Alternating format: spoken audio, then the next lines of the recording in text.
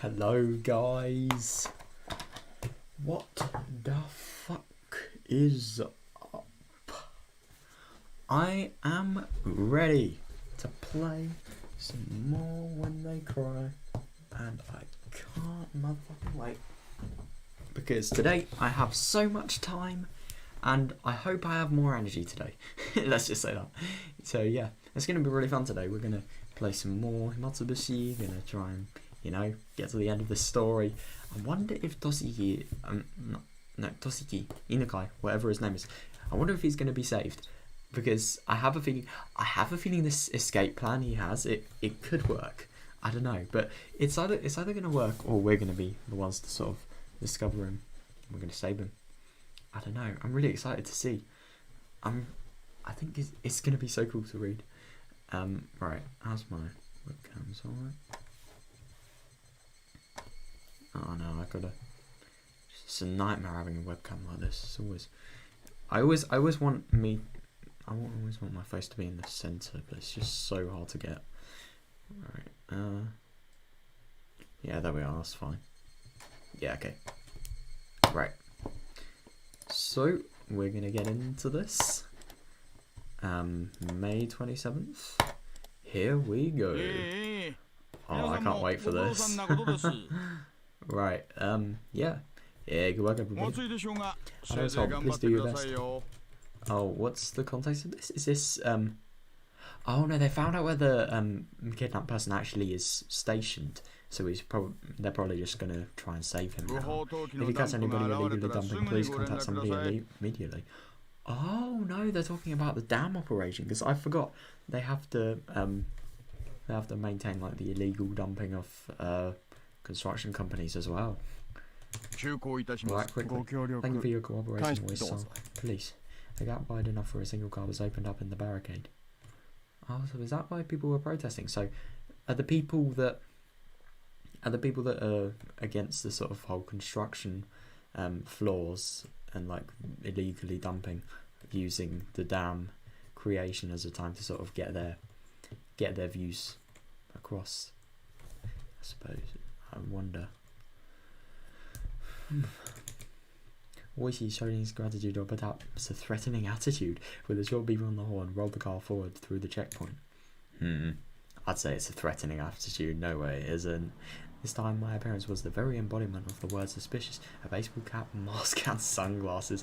On top of that, even though it was sweltering, I was wearing a hoodie, and any respectable police officer would be loath to not stop me for questioning. Oh god, I had to be open caution, knowing full well my face was known. Yeah, that is fair enough. And him wearing a hoodie will also prevent like his hair being shown as well. Which is good. It's pretty smart. But it might have already been too late for that to have been any use. Using that as an excuse, I'd off the unbearably hot hoodie and windbreaker, ripped off the mask and hat, and threw them in the sea behind me. Damn. Wow. I'm actually kind of surprised. Oh wait, is that okay? With a cheap little disguise like this, they probably figured it out anyway. Well, just might be the case. Was he probably thinking that my unexpected behaviour was funny? Continued to laugh. I don't know. He thinks everything's funny. The beautiful and pristine scenery of Hinamizawa spread out before me. The village itself would have been quite beautiful if it weren't for the complicated circumstances wrapped around it at the moment. Yeah, for real. I would never be able to find... I mean, if I was like actually living in Hinamizawa, I would never be able to sort of see the village in a positive light if I learned everything that the characters would learn. And they'd be getting it first hand. I mean, we're just learning it while we're reading it, but to be actually learn that in person, god. Like when I say that, I mean like, for example, the history Mion taught at like Watanagashi in. What else? Like Oyasuro-sama maybe. His history, definitely. I would absolutely love to take Yuki here for a drive one day. Come to think of it, I didn't get a chance to call her last night. I played around with the idea in my head, but in reality the vision wasn't all sunshine and rainbows. For real. I had everything at the prefectural headquarters. At the heart of this village, the intelligence network that the three families wielded was, due to blood ties and regional relationships, unbelievably well organised. Oh, that doesn't surprise me. That means it's going to be very hard to stop. Eek. The net spread not just around Hinamizawa itself, but encapsulated the entirety of the city of Shishiboné too. Wow. When I first heard that, somewhere in the recesses of my mind, I didn't take it completely seriously. How could a local organisation out in the boonies here have something so grandiose? I couldn't deny that somewhere in the back of my mind I had ridiculed the thought. But not only were they really threatening the minister, but they had demonstrated they had a complete grasp on our movements, which were supposed to be top secret. No, I know, it is really weird that. I mean, oh my god, could you imagine if just like everybody in the village was a spy secretly? Like Makino, you remember him? He nice looking bloke. What if he's a spy? You can't rule it out, I suppose. They were almost like the secret police that controlled a small Eastern European country, like in some spy novel. Oh, I know. The villagers here won't bat an eye at getting their hands dirty if that meant fighting for the dam project. No, they wouldn't. No way. I also heard something like that at the prefectural headquarters. Now that you mention it, when I first arrived there, Oishi said that this place was a war zone, didn't he? Yeah, the residents of this village were at the same time freedom fighters, although by definition they were no different than guerrillas or militia. Yeah, suppose. He is a little bit exaggerated, but I get what he means. They weren't protected by the Geneva Convention, but they also didn't have to adhere to those rules either. Yeah, they wouldn't. I mean, these people are so connected. They're clever as well. They'd probably find a way to sort of disguise, Disguise the rules. Overthrow the rules. Fuck the rules. I suppose it was more of a quagmire than any legitimate battlefield. A secret war was unfolding. The damn war. I could drive along before, so Oishi was with me, but if I was to leave this car for even something as trivial as looking for a vending machine, there was a chance I wouldn't return. No, I see what he means. Even though a single shot hadn't been fired, this was the battlefield. No, the reason why bullets weren't flying was simply because it was hard for a civilian to obtain a gun in Japan. Was it actually difficult for that? Didn't realise that. So they were probably just equipped with weapons other than guns that were easier to obtain. Well, he's actually got it right on the money. Look at like any torture weapon they have. That was why I wish he was wearing that stab-proof vest, wasn't it? Oh yeah. Akazaka-san, are you noticed? The fact that I was apprehensive was of course picked up on by Oishi. If he had already figured it out, there was no point in trying to deny my idea. Of course I am. We headed into the heart of enemy territory alone, aren't we? I'm worried if something unlikely happens with just the two of us. No, for real. Something unlikely will be alright. Isn't anyone in this village our enemy? If everybody gets their story straight, they can murder somebody in broad daylight and there wouldn't be a shred of evidence. They could, but at the same time, how would you murder two police officers at once? Like, what if the other person ran away? I'm asking about something like that. This is what the ironclad rule, if not barging into a Yakuza office alone, was about.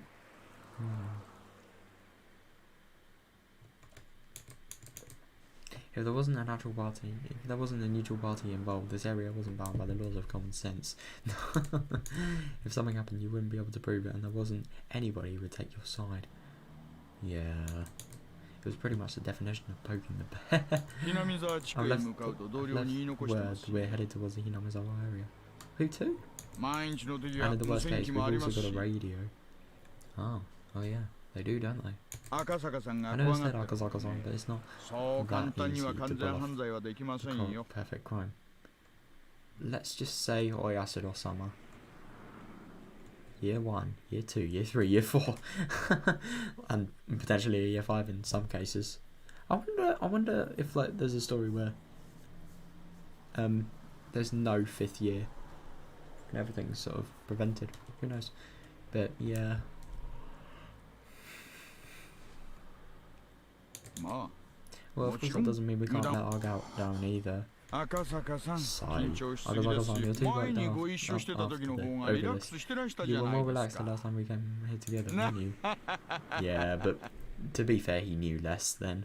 When was the last time they came there, I wonder? Laughing out of Oishi thumped his chest and grinned as if to say I could depend on him. Well, if it gets really iffy, this comes from having the badge. Oishi made a motion by sticking out his index finger. It was undoubtedly the image of a gun. Oh. Would it be of any use? If you're not afraid of dealing with the aftermath after you shoot, it's actually very reassuring. Yeah, I suppose. But the thing is, I don't know. It's just.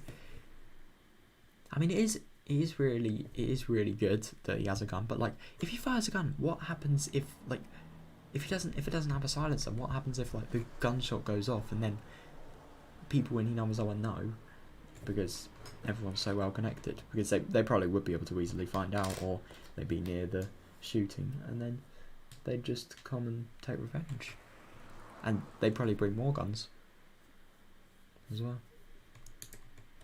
An officer's gun was only for show. If you really wanted to fire it, there were quite a number of stipulations, and you had to be prepared for the long probationary period after. Cool. That definitely wasn't worth it. So even if an officer did unholster his gun, there wasn't one who actually wanted to pull the trigger. Akasaka-san, are you carrying one of these? Well, yeah, you haven't fired it. For training. Oh, interesting. Well, I guess that would be true. Well then, have you also? Nah, there's no way. What was this? I thought he was laughing at me because he had experience. The two of us lost together. Yeah, no, I'm actually kind of surprised always he hasn't. Like, I mean, but to be fair, the crime of Hinamizawa was like probably at its peak now. He probably hasn't needed to do it before, but at the same time, like, look at Oyasuro-sama's stuff. Look at all the really top secret stuff that none of the families want to find out. Like, was he investigating those? You would have thought that would be a motive for murder, but no. So I'm actually kind of surprised he hasn't like needed to shoot. I've also never pointed the barrel at anybody. I've looked down at the barrel of a gun a few times though. Oh yeah, that doesn't surprise me. Just being made to look down the barrel like that is enough to shorten your lifespan about 3 years. Even if he had never found a gun before, you couldn't even begin to compare the amount of experience Oishi had over me. At a time like this, I could only marvel again at how reliable Oishi seemed.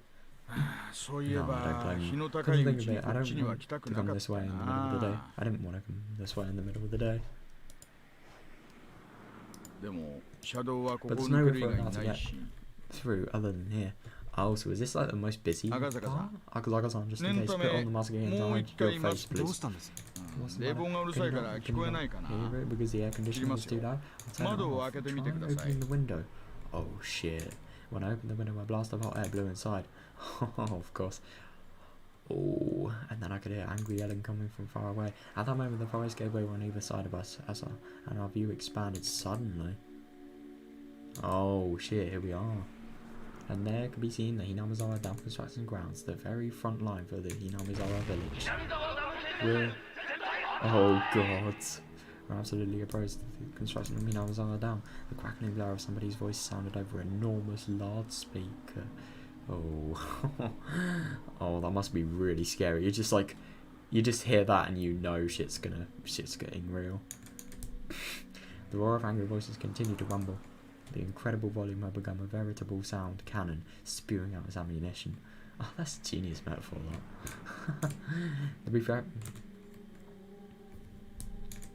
The prefabricated site office was surrounded by 2 sets of high fences laced with barbed wire. Yeah, like we can see here. Lined up in front of those fences were riot police in their vehicles, and surrounding were all the villagers. They howled out their protests against the dam as a single entity. Oh, there's not too many of them today. Interesting. That's not too many. Yeah, there's a lot of them to go up to reach as far as the road. Shit. I can imagine that being long. Wow. You wouldn't even be able to winch forward in a car. Jesus. I mean, good for them though. They need their houses. They need to fight for them. It is really nice that they're not just giving up, you know. At first, due to their overwhelming intensity, it looked to me like there was more people than there actually was, but upon closer inspection there were at most 50 to 70 of them. I thought Hinamizawa had like a population of like 1,200, something like that. I'm actually kind of surprised at the size of that number. I thought it'd be a lot bigger. With the 6 or 7 propaganda trucks lined up like they belonged to a band of thugs were a strange enough sight.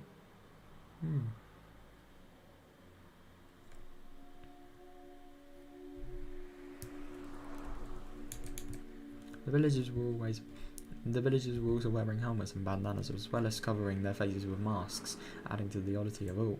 Kazako isn't the only one. The propaganda trucks, after braying their chorus, had their volume turned up even higher and began to flood the area of sutras. To say that the noise was downright violent wouldn't be an understatement. From the distance it was still this loud. The glass in the office was probably rattling from the noise. God. That does sound awful. I mean, megaphones. We always have, like, near our village, there's this, in summer, like, there's some races that go on in, like, I think it's mid-August, something like that. And my God, the megaphone is so loud that you can genuinely hear, like, maybe something from 10-15 miles away in your little house. Like, I'm not even joking, it's fucking nuts. You can hear it clearly as well. Like, I can't imagine how loud it must be when you actually go there, but, like, I couldn't give a damn about the event, so I never really do, but, like, still. It's nuts. They can't do anything. They can't do anything there to take it. Those Riot Squad guys, every one of them was wearing earplugs, but they're still having their hearing damaged. God. When's getting professional goated setup? Noise cancellation. What's up, bro, for real? Can I do something about it with noise ordinance laws? Our revision doesn't have any laws regarding noise ordinance. What?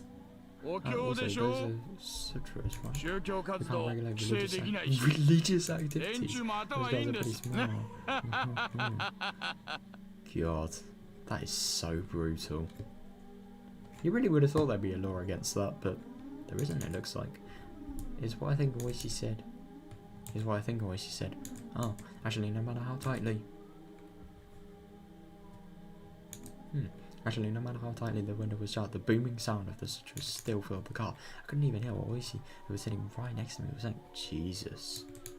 I mean, to be fair, didn't they say they opened the window? I don't know. They did turn off the air conditioning, to be fair, so they're probably going to hear it more. As the car approached the line of propaganda trucks, the blare became difficult to bear. It wasn't enough to just plug my ears with my fingers. I had to hold my head to keep my skull from splitting apart. Ugh. If I had seen this terrifying energy sooner, I would have probably understood what Hinamazawa village was so much quicker. No, I don't blame him. I mean, it's just like, it would be funny if that was the first thing he saw. Just like, you will not have fun here. You will live in fear, basically. That would probably be how it would be for him. Now I knew they wouldn't blink an eye at sacrificing themselves in order to protect their hometown. But for real. Oh, so goddamn noisy. Shut up. Well, thinking that is gonna do nothing. Sorry, mate. It's kind of sad, but, like, it's true. My head throbbed and it felt like it was gonna split apart. My eardrums crackled, and on top of it all, I felt like I was going to throw up. With the road crowded with the throng of squatters, the propaganda trucks, and the riot's police vehicles, it was in no way easy to get by. Even if you tried to shoot the squatters with the car horn, they were also wearing earplugs. Oh my God, of course they are. They were also wearing earplugs, oblivious to noises from the outside world, and wouldn't easily move. The car could only inch forward at snail's pace.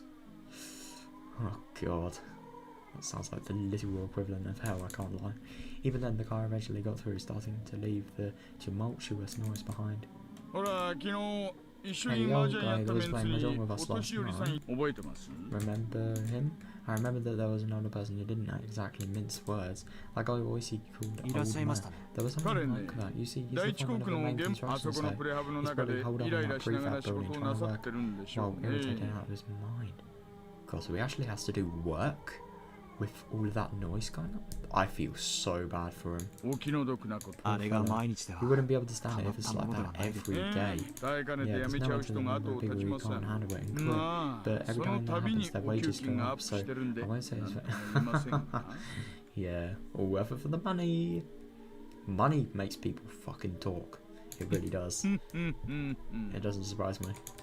Even having to deal with all that noise and hostility, they still made a ways that Oishi found enviable. Oh my God. Damn it, these guys. Can they hear or can't they? Well, probably not if they're blasting it that loud. A group of squatters were in the way of the car. Oh, that's annoying. Oishi, suspiciously annoyed, laid onto the horn, but there was no indication that they were moving anytime soon. In this din, did they not even hear a car horn? Or did they hear it and were being malicious? Yeah, what do you think, Akazaka? If there were any riot police nearby, they would have made people move, but it just so happened there weren't any around. Oh, of course there weren't. Oh, jeez, wait a minute. Voice opened up the door. The hot air and even more heated roar of the growl spilled into the car. Voice said something as he grinned widely, but I couldn't hear what it was. He was getting them to move. Something like that? Voice stepped out of the car and closed the door. The dim faded slightly. I stared blankly as Oishi headed towards the group and started some sort of conversation. Maybe we find the minister's grandson at Takatsudo. At the very least, I wanted to find him there. But who doesn't? We want this man to be saved. He doesn't deserve this. Find him and slip the curse bonds on the incomprehensible village. I could only pray. At that moment, a shadow suddenly cast. What? Over me. Somebody was standing right outside the passenger side window block. Ah, right. Interesting. I spun around, looked up, and realised who the black-lit figure was. Oh my god. Bro, I thought this was going to be some Oyasado sama shit here. Rika, why is she angry? Huh? It was a girl. It was hooded Rika. The girl stared at me with a bored look in her eyes. It didn't have any justification for it, but I felt like I had been found by somebody I shouldn't be found by. To fill the silence, I raised my hand as I mouthed a masked greeting. Of course, there was no way she heard my small voice in this clamour, but even then she should have seen me and waved my hand in greeting. In spite of that, she simply stared down at me with a cold look on her face. At that moment, the noise and heat spread throughout the car once again. Oishi returned to the driver's seat. Taking a look, the group that were blocking the road started to move aside while glaring and wait. So if you're waiting, shall we wait? Shall we go? Oishi recognized the figure of the girl behind me. One of the villagers came over and picked her up. In a manner of, it's dangerous to get away. It was then she whispered one or two words, however, I couldn't hear any of it. Well then, let's go. I'm gonna gun it, okay? But of course, still within the speed limit. Yeah, police can't break the law, man. To be fair, like, if you were a police officer and you were speeding, you could just be like, I own the law, bitch, and then just get away with it like that, I wonder. In theory you could, but you'd obviously have your job's reputation at stake if you did that, I'm sure. You can't become a police officer with a criminal record. It's literally an impossibility. As if to shake off the small, audible, angry voices, Oishi floored the gas. Along with the roaring din of the shouting, the villagers and the girl quickly disappeared behind us. As soon as we're through here, we're in Takatsudo. Are you okay if we end up getting into a firefight? Then fumbling with the safety at last minute. You hear? Oishi laughed mockingly again.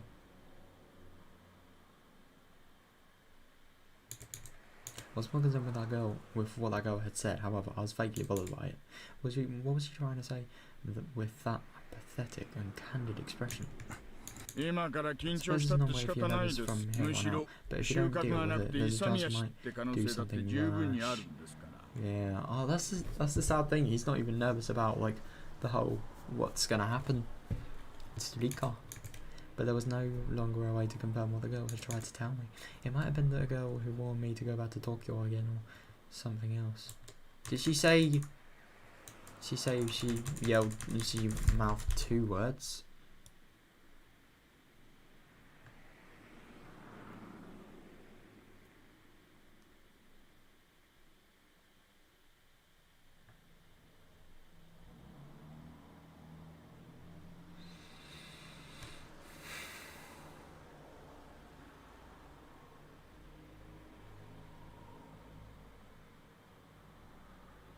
Where's the bit where she said something?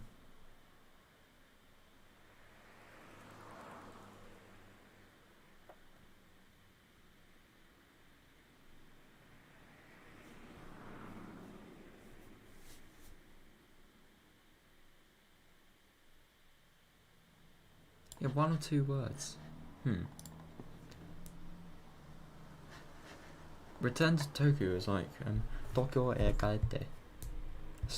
3 words, I suppose, if you count e as or ni.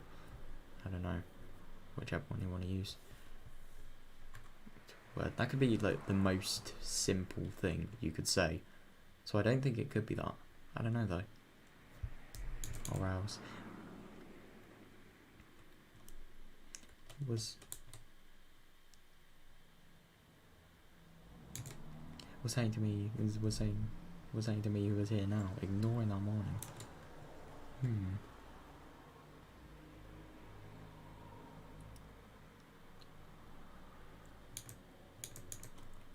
Even though I warned you. I don't think she said something like that. No. I know, it is kind of dodgy. But, yeah, don't want to get Nika angry, especially when she's just, like, different. Right. I'm gonna just go put some clothes on. I'm kind of cold. Do I have a hoodie? Do I have a hoodie?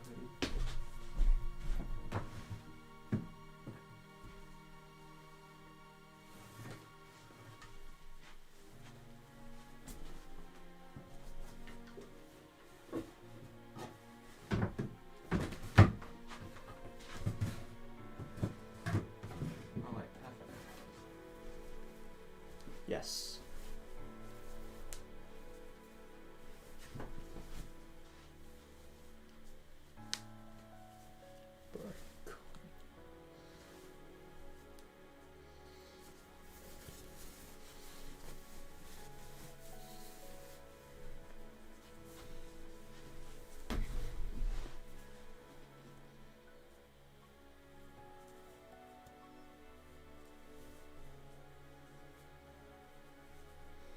It's really weird.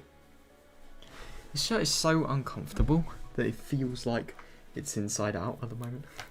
It's really funny. It's kind of annoying. You are an actual fucking idiot. Right. Yes.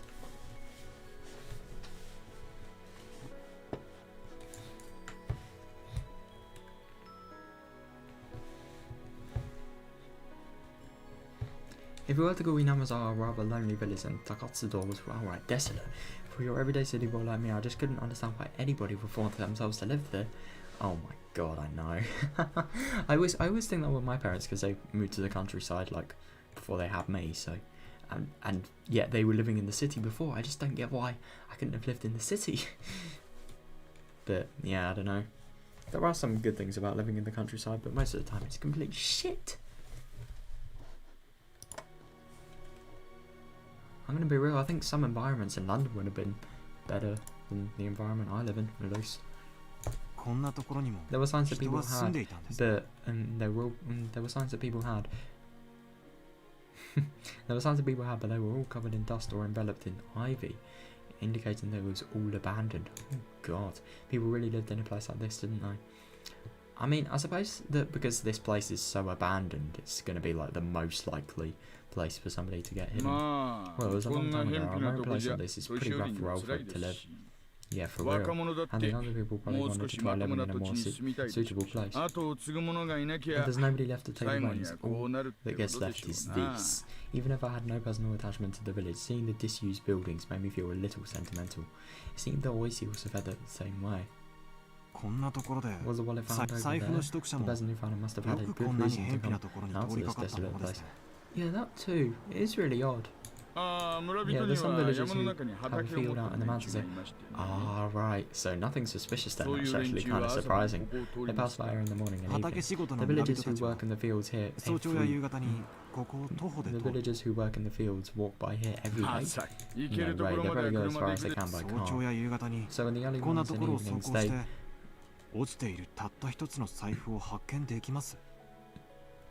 So in the early mornings and evenings they pass by here and just happen to find a single wallet?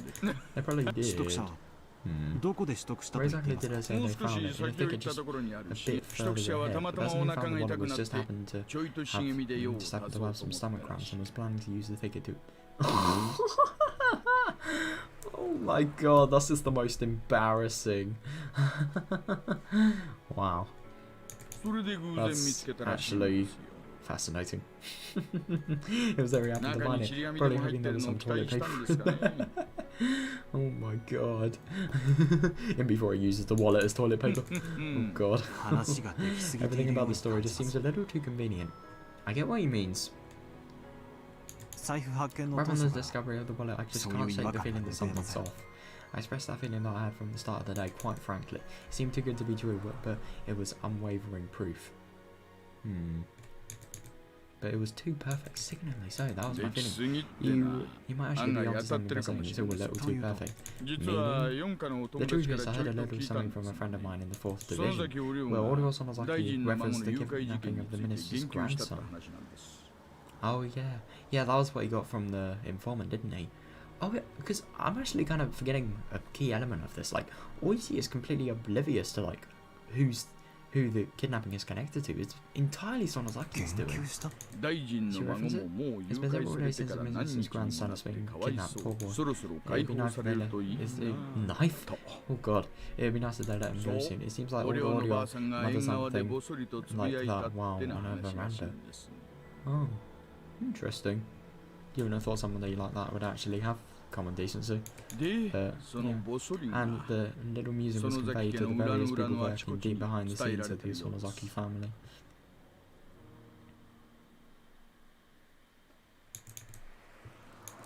Right, something I learned from Sato-san, the informant, that when the leader Oryo had a concern, somebody in the family would be considerate. Yeah. So in essence, he gave the order to release the hostage. I see it that way. The wallet being conveniently discovered was just deployed to hand the boy over to the police. Ah. Oh, interesting. Why would they release the hostage? Well, there's only one reason why somebody would release the hostage, isn't there? They reached a deal. I suppose. But I don't know, what deal could they have found? That would mean that the minister promised to halt the Himatsubushi dam project. Oh shit. The dam project will definitely go away. Wait. Oh, that wasn't real. That would have been weird if that was real. At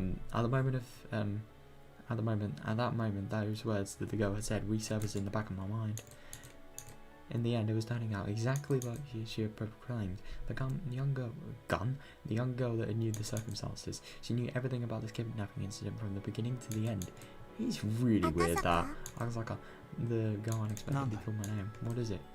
Go back to Tokyo. Before long, you'll both regret coming into this village.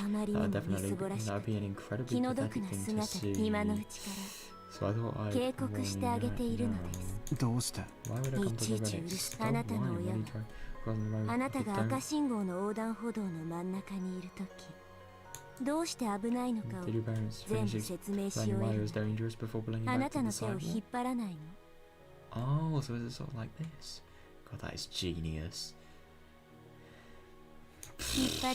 They put you back right away, wouldn't they? They put you back before explaining why it was dangerous, wouldn't they? In other words, it's something like that. The girl who knew everything from start to finish had warned me in the beginning. Go back to Tokyo. Akasaka is such a coward. Weird. We'll probably find the boy, but what happens afterwards will probably be a bit of a problem. But the whole Nika stuff is so weird. I mean, if she's actually like correctly predicted this, which she probably has, because like obviously it's like just a common fact that the dam project was altered, was put to a halt. I don't know, like, yeah. I wonder what the whole Tokyo stuff would be about. How everyone probably knows something a single officer like me can't figure out. Yeah, I mean, to be fair, Diga said nothing. But she didn't say anything about the dam kidnapping the son. So who knows? Did you know a guy named Higurashi? What I said, such a non sequitur that Oishi sat in stunned silence for a while. Of course I know, she's the only daughter of the Hooded family, one of the three families. What kind of girl is she? Well, this is an unexpected name to hear. I'm a bit surprised. Does pilot safety think that the Hooded family smells fishy and want to keep an eye on them?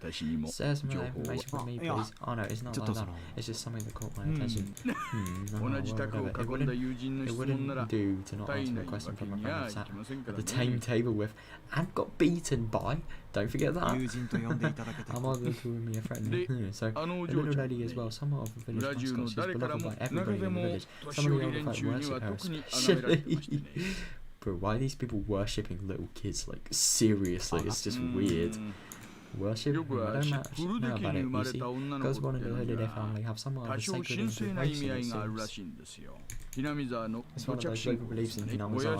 The living incarnation of Oyasura-sama or something like it, or so the story goes apparently. Oyasura-sama, now that you mention it, I think I saw Oyasura-sama written on some of the alliance's banners. Oh, you will be cursed. What is Oyasura-sama exactly? Oh boy. Now shit's gonna unfold. It's the name of the guardian deity. They believe it will exact punishment on those who do ill towards the village. Well, if there was such a convenient the guys of the dam would have long since been done in divine justice, but for real. Luckily nothing of that has happened to anybody just yet. Hello Trick, how is it going? Nice one. What is the game? Because yeah, I don't know, it sort of depends what it is really. The grandson of the minister who travelled with the village as a result of Oyasura-sama's anger was what did they call it again?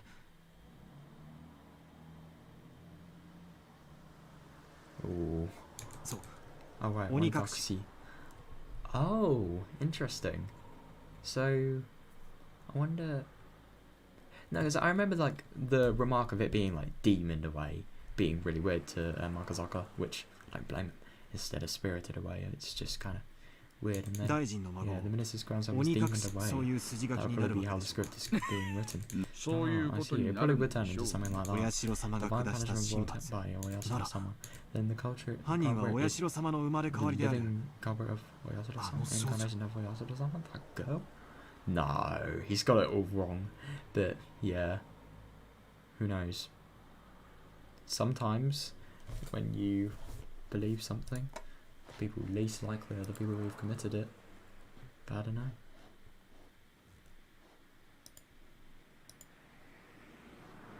Oh, it looks like Smash Bros.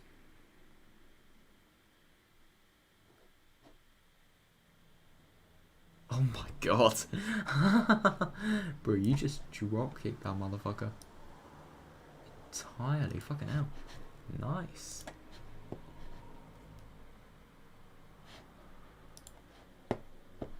Yeah. Oh my god, of course you are. Wow. So you can not only drop kick somebody, but you can do it without any legs. That sounds fucking cool. I don't blame you that you're into it. I've never really played Smash, I'm gonna be real. No.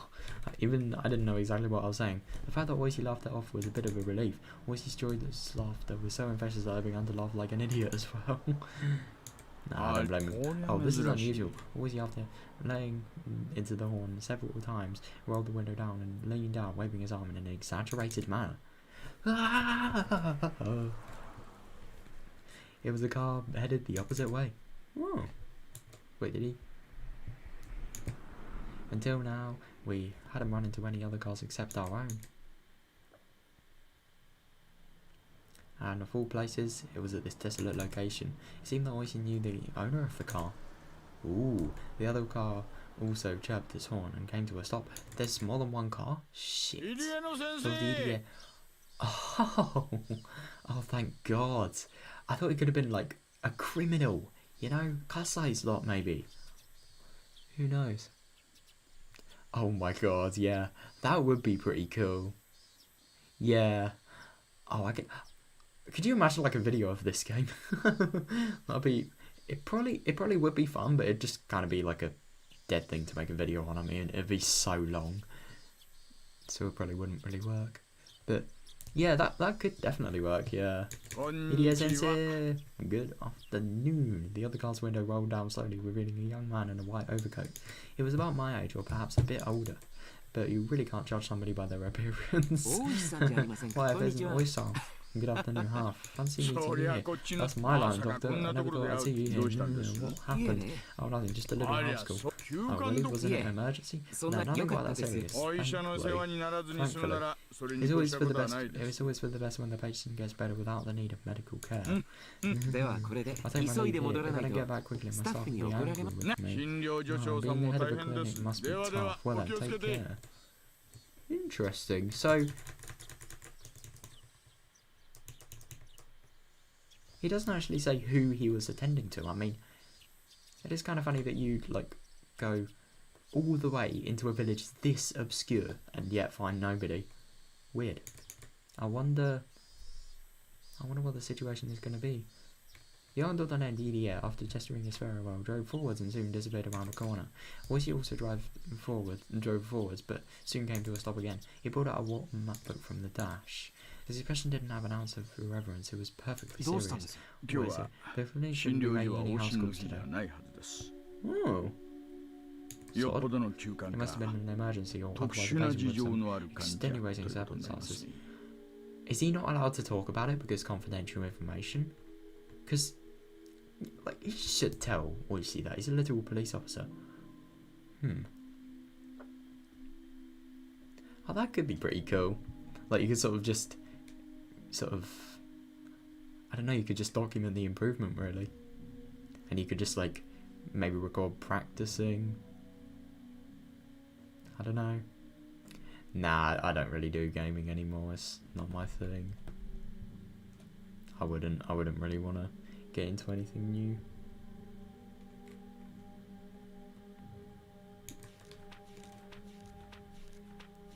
When the pages. Oishi flipped through the pages, opening the map up to the map of Takatsudo.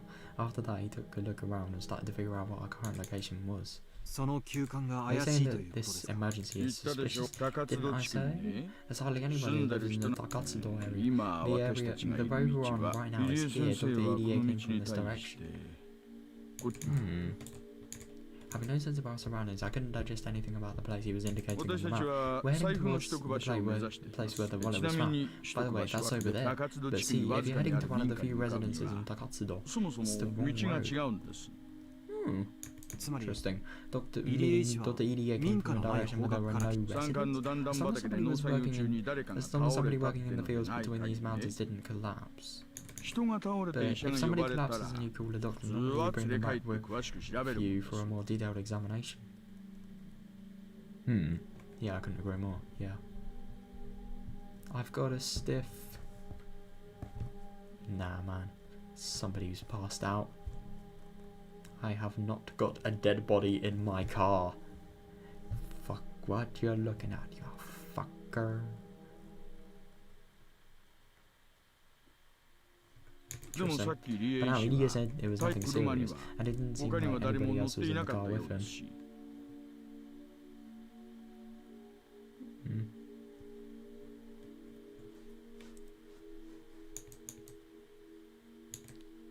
Oishi didn't say any more than that. I also said nothing more.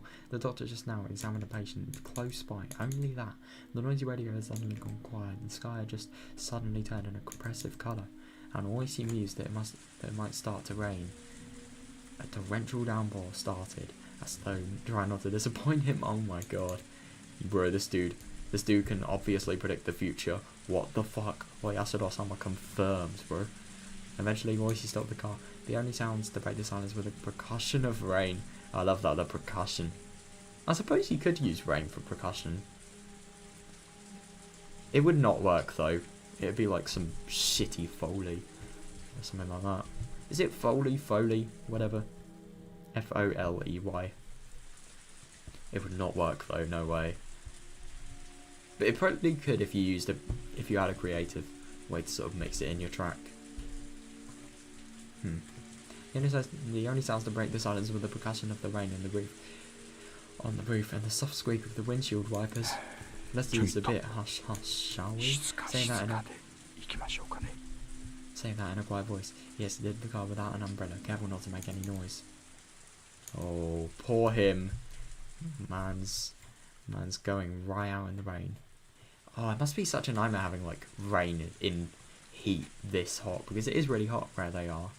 But in theory, that's like probably the best bet, because you can just completely cool down easily. Oishi leaned over, indicating the other side of the thicket. He was pointing to a prefabricated shed and a car that was parked beside it. The car looked obviously well cared for. It wasn't a vehicle that had been left there for several years. What's that shed? It contains equipment used by the forestry service. I heard that they don't go near it except during the summertime. Interesting. Does that car belong to somebody from the forestry service? Don't know. It doesn't look like an official vehicle though. Oishi was playing it cool, but my nervousness was gradually increasing. Just in case. Saying that, Oishi returned to the car. I thought that he was going to use, that he was going to get an umbrella, but he had grabbed the onboard radio and said, "Yeah, good." Oh, hello, this is Oishi. Do you greetings? Yes, this is Okinomiya PS. Oishi-san will read you loud and clear. Over. I'm currently in front of the forestry and service equipment shed. I'm going to the direction of the Alcohol, the one in Takatsudo, if you head there from Hinamizawa. Affirmative, copy that. There's some suspicious people in the shed. Wait, they're actually... the people... He's actually seen people in the shed? Interesting. There's some suspicious people in the shed, proceeding to investigate. If you don't hear back from me in 5 minutes, get in touch with the local police substation and have them send a cruiser as soon as possible. Oh. If you would, please. Understood. Well then, shall we go take a look?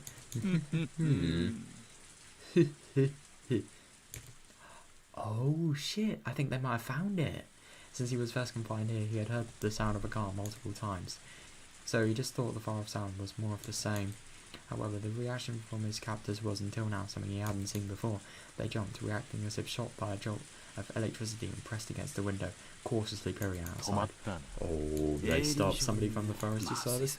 Oh my god, I suppose they could make that mistake. Obviously forestry service. Yeah. This is bad. No, look like a top to me. Oh boy, yep.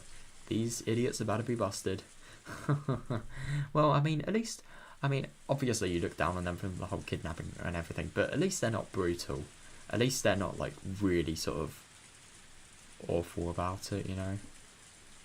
At least they actually, like, treat the kidnapper like a human being as opposed to, like, somebody just who deserves to die, really. One of the captors lifted the boy by his collar and pressed it. Oh. Bro, I was just saying that as well. You've got to be kidding me. Hey, kid, keep quiet with it. I think you know this, but if you don't shout, there'll be problems. Oh god. Inukai Toshiki was sure that the doctor had reported things to the police. He hadn't though. He verbally when he thought he was saved, but not imagining that the captors would resort to violence when they were cornered, his anxiety remained unabated. Oh god, I really hope he's gonna be alright. What do we do? Gotta buy time. Take the kid and step out of the back. No. That's so awful. We'll be back here when the heat's off. It won't be off. There's no way. One of the perpetrators grabbed the boy by the collar and forced him to stand. God. Okay, when I say treated him like a human, I meant like, you know before when, like, for example, they weren't actually being that sort of shouty to him, they weren't really torturing him, abusing him, they were just letting him sit there. It could be worse. But at the same time, I don't even know why I said that, because I kept on forgetting, like, a key thing. Like, I think they taped his eyes, and they can't have taped his mouth, because he'd probably die of, like, lack of oxygen coming into the body. But they tied him up. That's not good.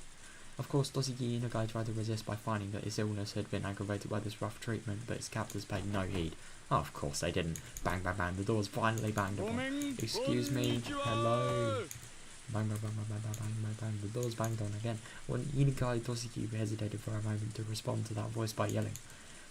However, while he was being indecisive, his mouth was covered, taking that option away from him. Oh. The leaders of the captors waved at the other to go.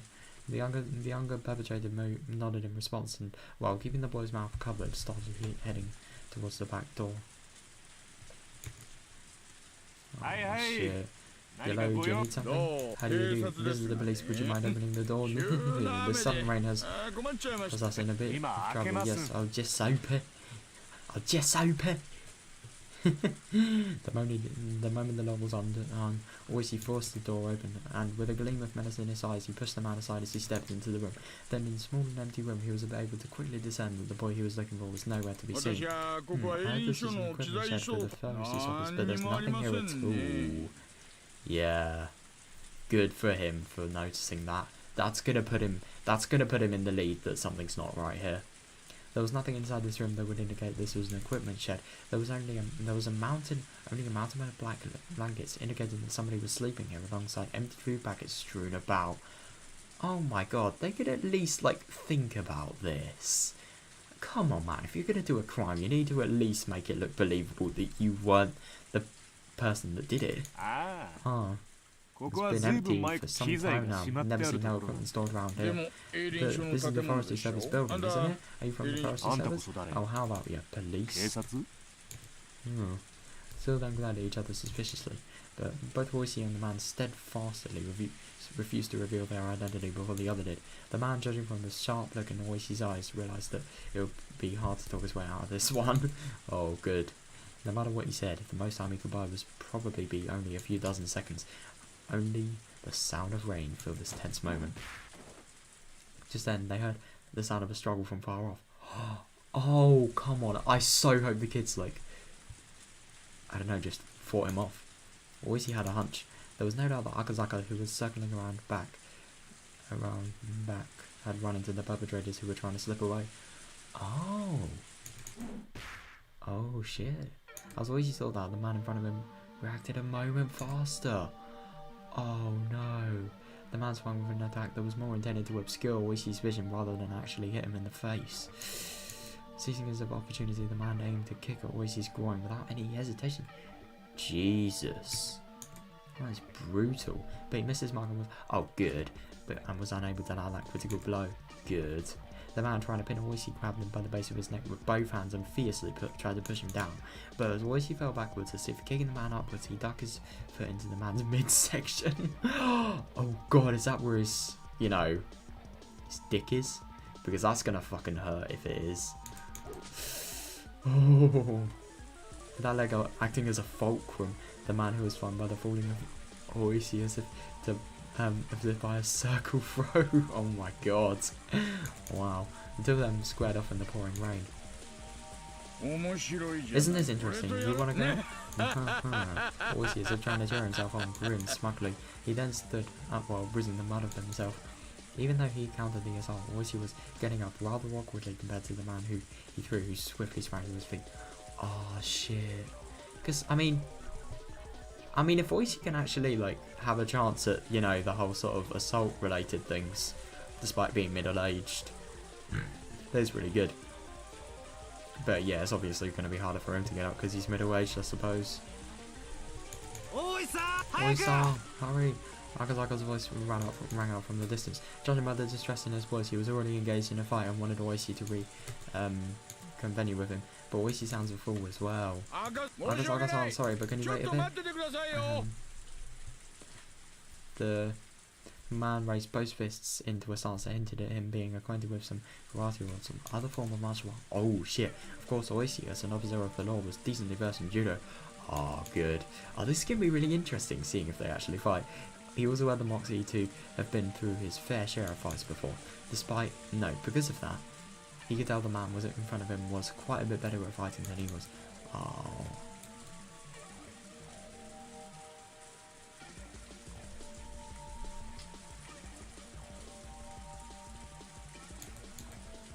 Damn it, thinking that this was only going to be easy just because the order came from the Sonosaki family to release the hostage.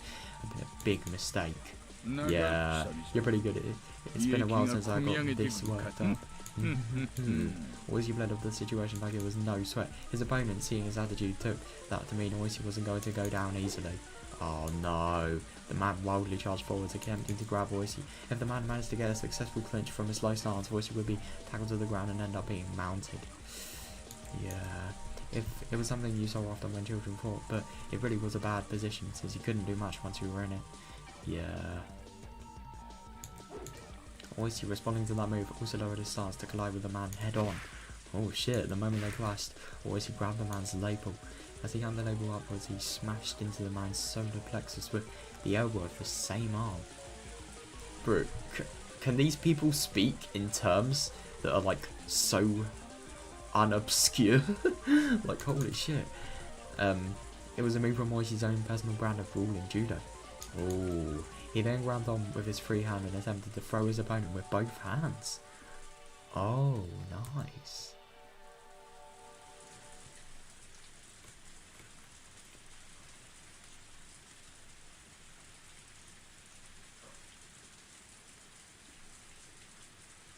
God, that must hurt. I mean, I guess, I suppose it's just like for self-defense, but still, that must fucking hurt. I can't help but sort of feel bad. He then grabbed on with his free hand and attempted to throw his opponent with both hands. Damn, but the man lowered his centre of gravity and swung his arms in a large arc, entwining them with voices. Not only that, but he had forced them both out of voices' elbows to the outside. Oh.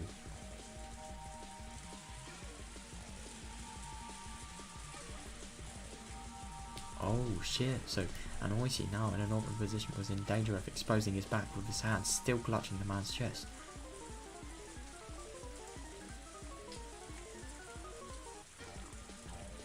Oh.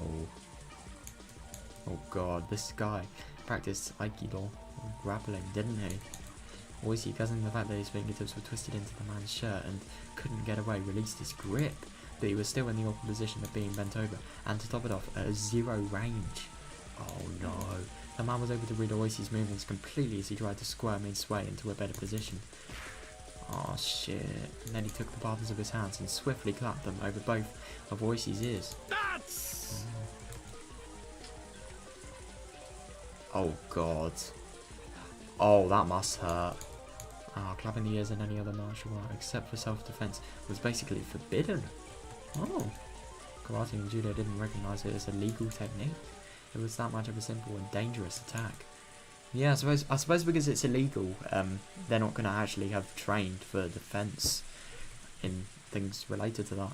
Oishi raised both of his hands as he tried to flexibly clutch at his own ears. But before that could happen, the round wrapped his arms around Oishi's neck. His thick biceps clenched firmly around the base of Oishi's neck like a vise. Oh no! Shit, I hope he doesn't die. Oishi instinctively thought he was going to be killed. Yeah, that's what I was thinking. After all, it wasn't hard to believe that a man like this, who was accustomed to fighting, could grasp his opponent's neck from this position. Yeah, he could. Bro, I just wonder how he's going to get out of it. Fucking hell, I hope he does. Right, what's going to happen? Shit, it's becoming more and more red. But his opponent didn't do that. He had chosen to keep his hold and force Oishi to lose consciousness. Shit, that's what Oishi at the moment, even though his face was twitching, was grinning widely. Even though his opponent had the chance to kill him, he didn't choose to. He was thinking, oh, this guy has no intention of killing me. Oh. However, even though that might be the case, this man's hold on the neck was by no means gentle. It was in no time at all, Oishi's consciousness began to fade. Having the experience of being taken down countless times in judo during his student days, Oishi was utterly resigned to the fact that it was over. Oh no. Oh, don't give up. Oh, that's awful. He tried his best, I suppose. Akazaka was finally recovering from the intense pain of being kicked in a rather sensitive area. Oh no. He had bumped into the captor by carrying the boy by the back entrance. He'd seen Inukai Toshiki's picture plenty of times, but he wasn't able to immediately ascertain if the boy in front of him was the real deal, with his mouth covered in packing tape. Oh, of course it would have been, man. There's no way it wouldn't have been. Even if it wasn't, like, they're still holding a hostage. It should be maintained. They should try their hardest with it. Also, with his limited experience, it wasn't hard for him to panic over how to deal with the situation. Of course, the perpetrator didn't overlook this momentary lapse. His kick landed squarely in a critical spot, with Akazaka not even having the time to call for help. Oh no, as the man flung the boy over his shoulder, he headed towards the front of the shed, but upon hearing Oishi's bellowing voice, he gave up on going that direction. Oh nice, so he could be cornered.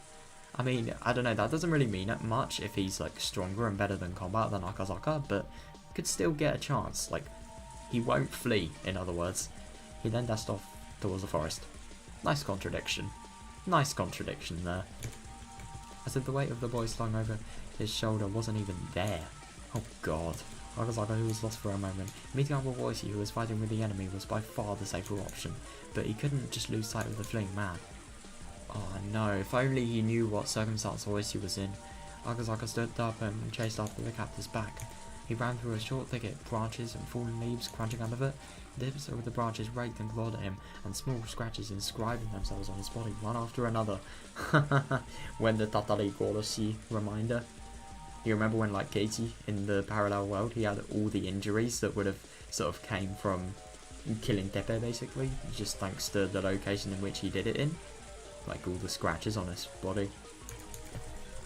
He kept on stepping into puddles and mud, and his shoes were soon filled with murky water. For Akazaka, travelling through this unexplored forest was, even though this was an emergency situation, extremely unpleasant. No, for real. Stop, this is the police. As he said that, he regretted it immediately, as it was a waste of breath. Oh, there wasn't a thief in the world that would politely stop when told to by the police. To a city boy like Akazaka, running through this forest was an arduous task. However, it must have been no easy task either for the man carrying the minister's grandson. Yeah, he neither gained nor lost ground in his pursuit. Oh god, I really hope that, like, because this forest is...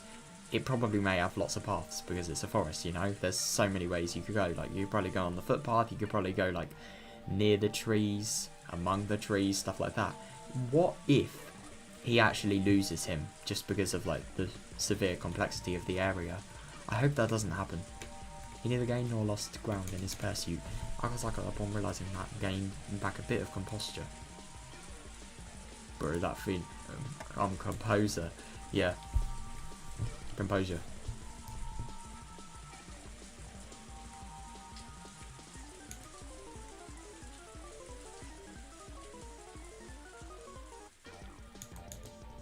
Just keep on chasing him. We're running in the same conditions. In fact, the man running with an awkward stride was far more of a disadvantage. Yeah, because he's got the kid on his back, doesn't he? They couldn't run forever. Eventually, he'd trip and fall. Definitely. Oh god. What's going to happen to the kid if he trips and falls? Oh, I hope nothing bad. As long as he was being hounded, he would definitely stumble. And soon his wish was fulfilled. Oh, yes! Oh my god, he needs to run like the fucking wind now, Akazaka does. Whoa, the man who had stepped in something and lost his balance was no longer able to bear the weight of the boy, dropping him. Akazaka, in all honesty, didn't care about the perpetrator at all, just as long as he could ensure the safety of Inukai Toshiki. So, if the perpetrator ran off by himself, it was perfectly acceptable. But it seemed that Toshiki Inukai was more important to the man as well. He didn't choose to just run away empty-handed. Oh, Akazaka didn't know what to do in this kind of situation. His first priority should probably be to ensure the safety of the boy, subduing his captor for being less important. But the thing is, if he doesn't get the captor now, he's never going to get him. Because these people, they're going to run away, they're smart. And they're never going to be put to justice, I don't reckon. But, like, the thing is, I suppose if he gets the captor, if he somehow manages to arrest the captor, then I suppose he could just get the boy like that, so it could be just two birds with one stone. But it'd be so hard to arrest him. It really would be. Like, to actually put handcuffs around his hands, you'd firstly have to, like, get his hands. Secondly, you'd have to put them, like, right next to each other. And thirdly, you'd have to, like, I don't know, there's no way he could do it when running, basically. No way. Grappling with the perpetrator wasn't something he planned on. But most likely, it was either do or die. Fuck, die! Oh god. Akazaka's movement of indecision proved to be fatal. That man, aiming with right between, or rather for both of Akazaka's eyes, struck out with...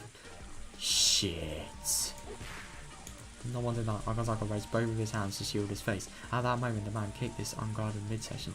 Dude, this dude just is so brutal. Holy fuck. The pain almost felt like his vital organs were being squeezed out of his body. Ugh. But he latched onto his opponent's leg. But his opponent didn't hesitate one bit. Oh no, he's probably going to kick him off or something like that. Leading with his seized foot, the man jumped at Akazaka, applying pressure and pushing him down. God, these people are so brutal.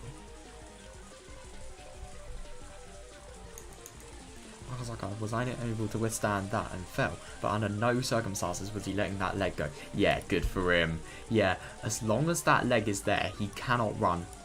Okay, that's really good that he can't run. Right. What's going to happen? The two men fell together in tangled heap. Oh, interesting. Wait, so the two men have fell. What about the kid? What's happened to him? The man was desperate to pull his leg free from Akazaka, but having fallen in an awkward position, he was unable to. Oh, yes. Nice one. He's just like a dog, you know. Once they get on your leg, once they bite your leg, they will never fucking stop.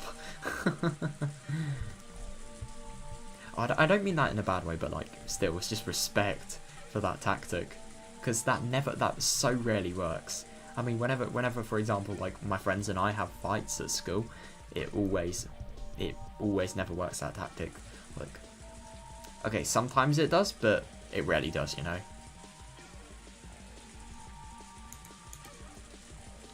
Oh, we're here now. Interesting. The two of them rolled around on the ground, floundering about, trying to gain an advantage.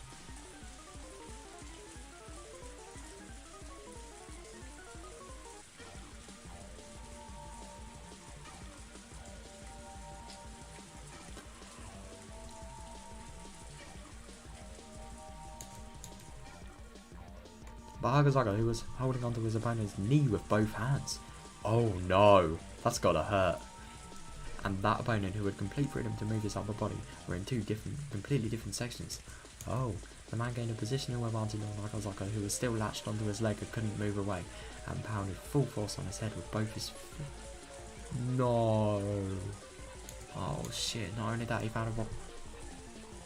Jesus Christ. Found a rock nearby and beat it against his skull. Thwack, thwack, thwack. Jesus fucking Christ. The difference between being hit by a fist and being hit with a rock was vast. Akazaka quickly thought of letting go of the man's leg to free his hands to protect his head, but if he let go there, the man would get away. If he didn't dig in here, everything would be for naught. Yeah. The boy he was trying to save was right there. He was going to save him and go back to Tokyo. Oh yeah, he could in theory do that, I mean. But how would he break out of this, like, fucking pain? If he could do that, then it was goodbye to this freakish village. Back, crack, thud. Crack? Holy shit. Without looking, I could tell my forehead split open was gushing blood, but I didn't let go of the man's leg. How could I? Won't let go. Fuck. I think he's getting to the point where he has to. Like, this is getting too far now. When the man realised that no matter how much he beat my head, he wasn't getting away, he used both his hands to grab my throat as if to cross my windpipe. Holy shit. I pulled my head back as a slight form of resistance, but it was no use. The man's hands enveloped my neck and began to cross it like a vice. God. It was less about the pain of not being able to breathe so much as it was choking so hard I felt like I was going to throw up. I felt as if my stomach was going to turn itself inside out, but I could only endure it. To be fair, if he... I wonder what would happen if he actually, like, vomited on the person he's actually trying to fight. Because, in theory, if he vomited on the person he was trying to fight, like, that could be really disgusting. It could be a potential distractor for him. But, no, actually, that's not going to happen at all. Like, he's so dedicated to this. I mean, if you go this far, then, of course, you're really dedicated. Damn it, damn it, damn it, damn it, damn it. My throat hurts. I won't let go. I can't let go. I didn't want to be here. I wanted to resolve this and go back to Tokyo. Go back to Tokyo and talk to Yuki. All about our unborn child. We were going to talk about our bright future. Yeah. I had no intention of loosening my grip. However, it loosened just a bit and the man's like, no. The man kicked as hard as possible and I tumbled backwards. My head was spinning and I was unable to get up right away. No, I couldn't even put any strength into getting up in the first place. Even so, I couldn't back down. If I let them escape now, this chance would never come back again. Even just catching their scent was nothing short of a miracle. If we weren't able to get the minister's grandson back there, there wouldn't be another chance. The man tried to drag the boy to his feet, but the kid was displaying some unexpected resistance, allowing me to get up. I knows, oh, let's fucking go. I go after the... Oh my god, go fucking Akazaka. Go. I grasped the rock the man had just beat me over the head with. Now it's my turn. The rock This should have been able to supplement what meager strength I had left, but adding more than enough power to my attack. My first still wrapped around the rock dug into the side of the man's torso. Ooh, ouch. Seems like it hurt quite a bit. Oh god. The man rolled around for a bit, clutching his side. Free from the man's grip, the boy hid behind me. Oh yes! Inukai Tosuki-kun, right? I've come to help you. And to the boy, those were the words he had waited for the most. But the crisis was still not over. That was because even though he was still clutching at his side, the man had gotten up again and taking a fighting stop. No, I see the man's eyes. I can see in the man's eyes the resentment and the pain I had caused him, and the confidence that he could still beat me.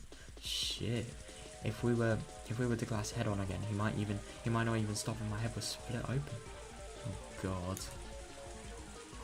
Stop resisting, surrender quietly. You just hand the boy over. Do you want me to stand on him? I'll be listening to you now. Reinforcements are already on their way. There's nowhere for you to run. The man reacted adversely to the words reinforcements.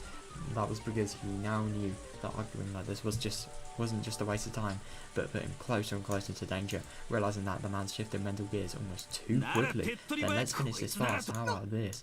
Oh no. Shit. What the man pulled out from his back pocket was, of all things, a gun. Akazaka has a gun as well. Of course, I'm a police officer. It's not like I didn't know what a gun was, but having one pointed at me was something I'd never experienced before. Was it real? Of course it was. There was no way to be a replica in a situation like this. Put both your hands behind your head and lay down quietly. Don't get cocky, you villain. I won't do anything you say. Stupid idiot. Do you not know what this is without me shooting you with it? Then shoot reinforcements will hear the gunshot and head right over here. Oh yeah. Oh no, he's kind of right though. I used to be in the middle of a forest, on top of that it's raining. They'll never hear a thing. As long as he still had that gun, no matter how much I yelled at him, I was at a distinct disadvantage, but I still had a fighting chance. If I were in his shoes, instead of wasting time yelling at each other like this, I would just shoot him and take the boy. But he hasn't yet, so in theory, shit could still be changed. That way was the fastest and would suppress any sort of further resistance from him. But the man was demanding my surrender without having fired a shot, meaning that he either didn't want to shoot or couldn't. Ooh. In other words, the man in front of me was soft. God, that is so hard to believe, but yeah. I suppose there is one. Injuring somebody is just one thing, but actually like taking a life is probably another thing to these people. But I mean, these people are literal kidnappers. They are the literal embodiment of crime. I'm actually kind of surprised that like he would have resistance.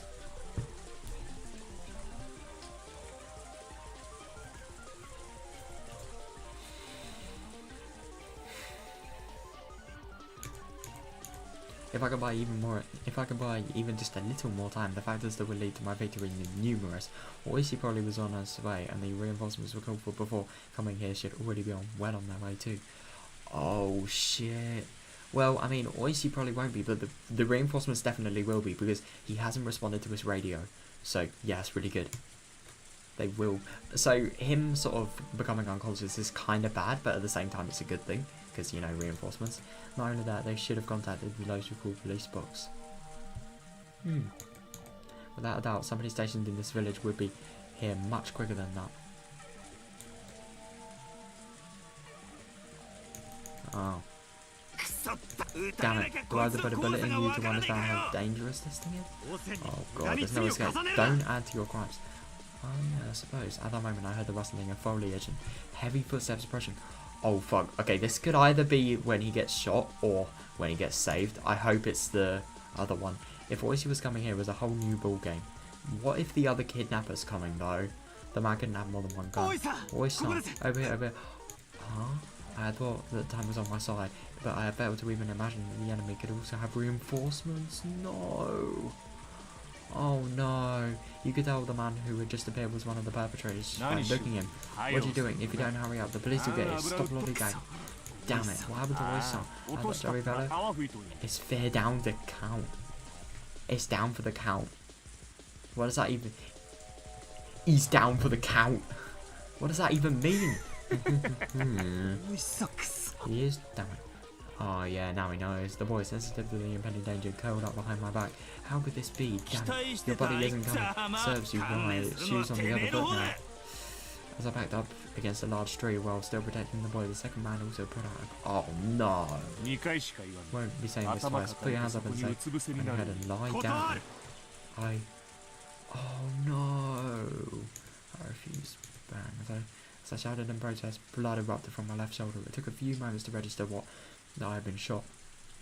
To be fair, they could have shot him in the heart or like any other area that would have caused more pain. But they chose to shoot him in the shoulder. So in theory, that could be a place less likely to sort of kill somebody in. Really, I hope he doesn't. I just fucking hope he doesn't die. God, compared to the ones from movies and TV. Compared to the ones from in movies and TV dramas, the best actual gunshot I had heard was simple and mundane. In fact, the sound was more akin to the small fireworks I had used to buy the corner store as a kid. Oh god. But there was no comparing the pain. It was a fear you knew only after you'd been shot. Yeah. Oh. Sir, are you okay? Are you okay? The boy in his confusion tugged at my clothes, agitating the wound even for. Oh no! I wanted to put on a bold face and reassure him, but my voice was hoarse and had the opposite effect. I'm alright. I've already filled back up. There'll be a full squad here soon. It'll be quicker to put up. I just have to impersonate this dude's accent. It'll be quicker to put one through your head before the cops get here. But that family said no needless killing, so I'm taking it easy on you. Yeah, that's probably why. It's interesting that they're not even making an effort to hide their sources. But yeah, these people don't really care. They're probably only doing it for the money. Not probably. They're definitely doing it only for the money. It's actually very odd that they didn't say no needless killing. I mean, that they said no needless killing, even not didn't say it, but like, yeah, anyway, it's kind of what they said that because, like, you would have thought a family like that, as barbaric as they are, would have gone through any measures to actually get sort of the people they didn't want dead.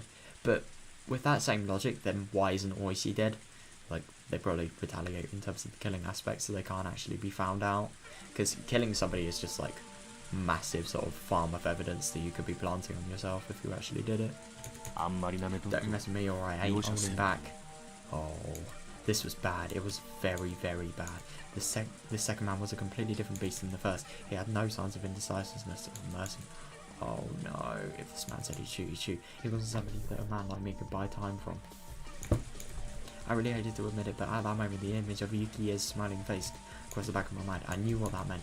I was warning myself not to throw my life away over a matter of pride.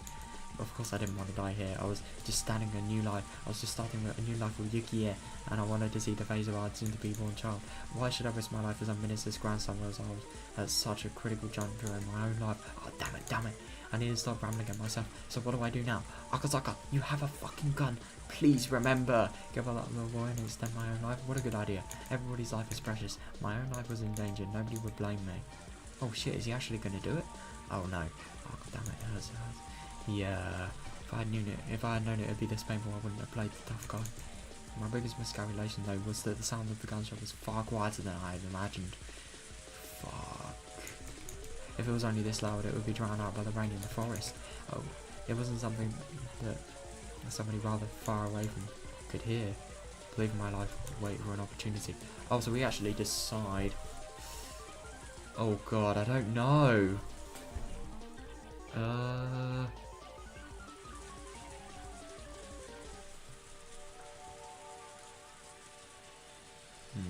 I'm gonna go play for the life. Fuck it.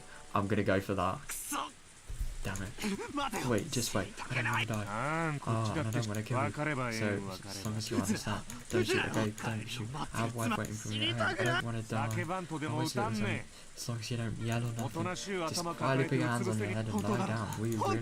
Will you really? You keep your promise, right? This is a promise between men. I will. It's a promise between men. Oh my god, that's so lucky. God, we really picked the right option.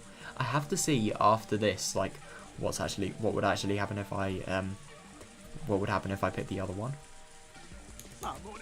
Keep your promise, keep it. I'm gonna get down on the ground, okay? I'm getting down. I'm gonna promise. So stop pointing that gun at me. You're still thinking of shooting me, aren't you? You wanna shoot me, don't you? When I get down on the ground, you're just gonna shoot me. Oh no, oh no. Fine, I'll put it away. I'll put the gun away. It's a promise between men. There, no problem now, right? Oh. Yeah, absolutely no. Oh, let's go. Yeah, absolutely no complaints. Oh. God. It was over in a flash. The moment he lowered his gun, Oishi didn't let his chance slip by. Oishi had been assessing the situation for quite some time behind the two men, but since they had their guns trained on me, he didn't really have a chance to jump in. Seeing the look on Oishi's face indicating that he wanted me to create an opening, I took that role completely. Oishi forcibly lifted his arm that was holding the gun. He then took the gun from the man's hand in only an instant. The other man, who was a bit slow in grasping what was happening, pointed his gun at them, but with his ally grappling with Oishi, he couldn't pull the trigger. Oh. Shit. Yeah, if that man was the one wrestling with Oishi at the moment, he might have shot without hesitation.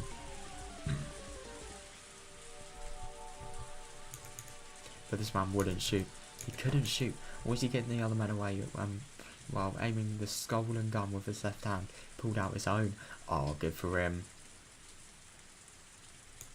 Double gunned. With guns akimbo, he was aiming at both men at the same time.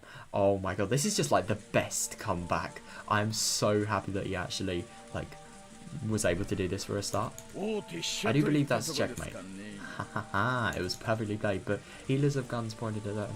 The men shouted scram as they scattered away at full speed. Oh shit. It was over in an instant. Those two running away without putting up a fight was honestly unexpected. Oishi, quietly quickening his tongue in admonishment, slipped both guns into his pants pockets. Oh my god. I think it's really good that they have the guns because they can't actually do any crimes. But god, it's a shame. I really hope they're not going to get away. But even if they get away, at least they have the grandson, which is really good. Those guys know how to do their stuff. What do you mean?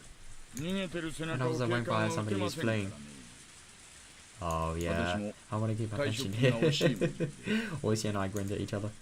Yeah, are you Tosugi Inukai, the grandson of the Minister of Construction, Inukai? Yes. This is going to be a major incident. We probably only cut the tail off the lizard though. Oh god, if there's more. Oishi smiled amusedly. The fact that the Onigashiki Guardians, or rather the Somozaki family behind them, was pulling the strings was apparent. But proving it wouldn't be easy. And with apologies to Oishi, the incident was unlikely to go public. If this caused an uproar, it would obviously lead to the minister losing his office. With HQ having decided that doing so was in the national interest, this would probably be cleaned up quietly.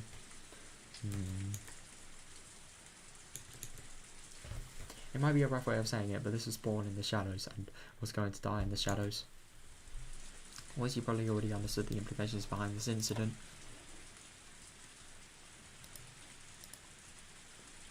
For the time being, let's call it off the area, since it seems that one of them still has a gun. After that, let's get Inukai to safety and get you to the hospital.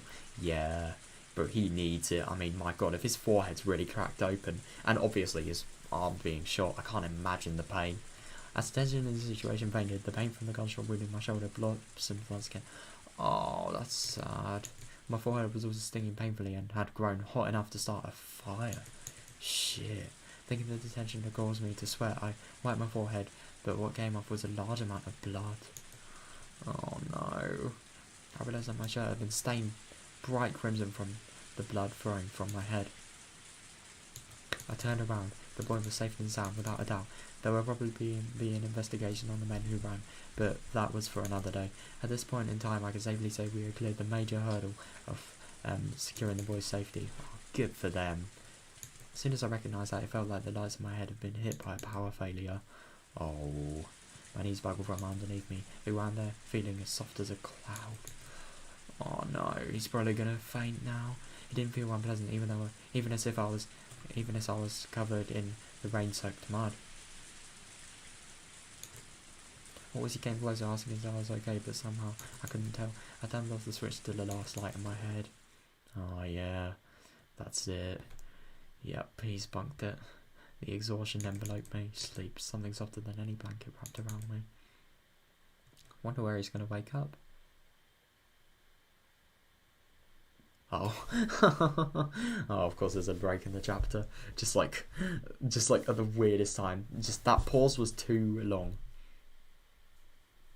Very kind person. Oh, wonder what that's gonna be. Maybe that's gonna be the whole wallet related thing. But yeah, look at that, mission accomplished. We have actually saved Inukai, which is really good.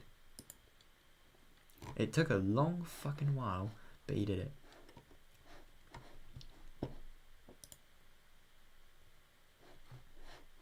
Good for fucking him.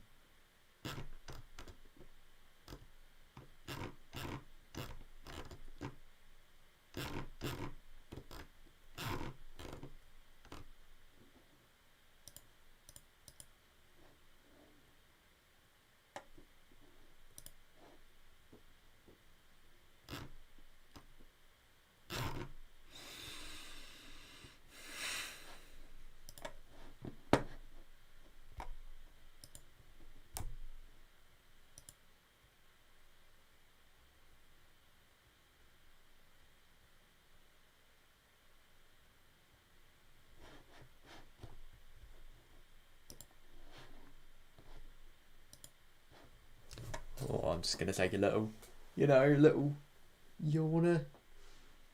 Oh. Oh. Oh god, I'm tired. Oh my god, you can just see me completely dying out in the webcam. Oh, I'm always worrying about my webcam, aren't I? So sad.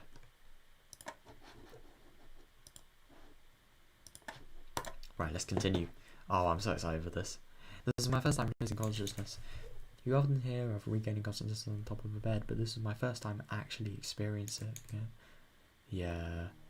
Oh, good. He's in a nice and safe environment. Well fucking deserved as well, my god. Hello, are you okay? Realising that I was awake, a young doctor called out to me. Is he idiot? Now, I didn't intend to respond, but it seems my body language had told him I was conscious. My head was wrapped in bandages. Oh, scratches all over my body had also been treated. My sense of pain also returned with my consciousness, causing me to groan from the intense pain of shooting out all throughout me. Oh, that's awful. Don't try to get up, just stay lying down, please.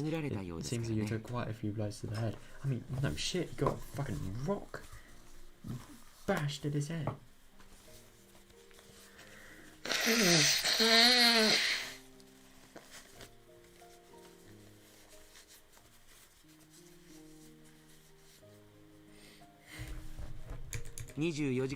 want you to stay rested so we can monitor your condition for at least the next 24 hours.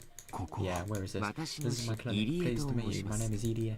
I remember that this young doctor was the one in the car, headed the opposite way earlier. Is there somebody here? Where's Oyster?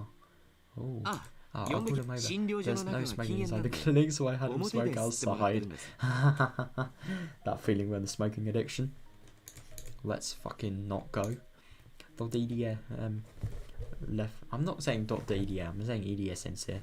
It's just so much easier. Irie Sensei left the room to go call Oishi. The scenery outside of the window was tinted with gold. Ah, he deserves gold. The pouring rain had stopped, with the voices of the Higurashi heralding the cooling temperature. I felt that the tone of the Higurashi's voices was comforting. Eventually I could hear heavy footsteps coming closer, which I reckoned to be Oishi's. The fog that was enveloping my head slowly faded back to reality. What had happened since then? What had happened to the boy? What about the reinforcements from Tokyo? The door to the room flew open, allowing Irie Sensei and Oishi to enter. So there's no serious damage, is there? I can't promise that. I asserted the wound to his head. It was dangerous. I assessed the wound to his head was dangerous to moment, so... Oh no. Got it. I want to have a little chat and over a bit. Would you mind? Yeah, go ahead. Call me if anything happens. Oishi, after basically forcing Irie outside. Damn, shut the door. How are you feeling? I did something I'm not used to. So I'm pretty bandaged. So I'm pretty banged up all over. Oishi brought over a revolving chair that was leaning against the wall and sat down beside the bed. Were the perpetrators arrested? Oh, Oh, that's a shame. とっくに県外へ逃げたか、村人 Unfortunately, に no, 囲 they're まわ probably れている already か running のどちらか prefecture でしょ are う being ね。 hidden by the villagers. まあ、 Well, we won't let them get away. 大臣の孫 What about the minister's 署で grandson? 保護 They're してい taking ま up す。 care of him at the station. Oh, good for them. Oh my god, that's so good to hear. He really deserves... He doesn't deserve any of this. He just deserves to have a nice, peaceful life back at, I don't know, school or whatever he's doing. Maybe he's on half term, who knows? ただ、東京 But の your あなたのご同僚か colleagues ら from Tokyo 一 are 切の聴 rather 取は insistent 取るんだ that と nothing can be 釘を recorded. 刺されたらしいですよ。 What? Why? Why? しげちゃんが憤 Shigetan 慨してま doesn't したっ like that け too much. No. The kidnapping was a confidential matter, so his custody was also probably being kept under wraps. How the kidnapping of the minister's grandson would be handled, how it would be covered up, treated like it never happened, would be handled by the brass. Yeah. No, I know, it probably would be. I mean, to be fair, like, in Hinamizawa, everyone who knows about the village also knows about, like, the kidnapping of the son, so knows in depth about the village, I should say, sorry. So, I have a theory that that could be wrong, but who knows. If this case ended without the nation going into an uproar about it, then our job had been done. The possibility that the minister had negotiated with the perpetrators couldn't be ruled out. Yeah, who knows? But something like that was no longer my concern. My role in this case was over. Sorry for the trouble. You must think that the public safety is rather unseemly placed, don't you? 思いません、思いません。お No, 互い we all welcome 日の丸から the 給 government's 金もらって time. 仕事してるだけですよ。 Oishi laughed boisterously. When we first met, I was on my prejudice against Oishi, but now that feeling was gone completely. Yeah, good for him. I mean, I don't know, Oishi can be nice. I mean, sometimes Oishi is a complete arse, but sometimes he's really nice, you know? It's definitely one of these times. I think he'd be a really good friend to have, but he'd be a really bad person to sort of get on the bad side of, really. 今回の事件、 I mean, no 隠 shit, he's さ a ないで police 大 officer, 元 but にして like くれた still. 方が、 It would be こっ more ちは都合 convenient がい for いん us で if す this け case ど was handled ね。 properly instead of being hidden away. そうすれ I ば、 hope it 黒 is. 幕の They 園 deserve 崎本 it. 家に少しは If 迫 that れるん happened, です if が。 that happened, we would be able to have something to go with the Sonozaki family with, since they were behind it all. Oh yeah, they would. まあ、 Well, if we 適 just 当に start 迫 poking った around, とこ we'll ろ get で all sorts of 圧 pressure 力 put が on かかるん us. でしょうが So ね。 yeah, やれやれ what で a す。 mess.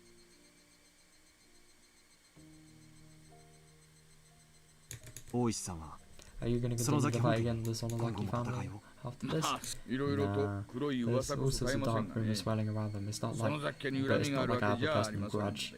君子危う Here き we に wise not to 近 step 寄ら on ない any 方が toes いい here. んですよ。 Yeah, he has to be careful. I mean, this family is so fucking clever, so they can get him out when he's least expecting it, you know. ね。 Oishi laughed happily, and I couldn't help but laugh あ、 along. そうです。 Oh, that's さっ right. き県 There 警 was から word 署 at に the 連 station 絡があ from っ the た。あ prefectural なたの police. ご同 Your 僚が名古屋に colleagues 到 have 着した arrived そ in うで、 Nagoya and are 今 driving 車で up こちらへ向かってい here るそう right です。 now. Oh, good for them. That's really nice that they're actually coming to see him.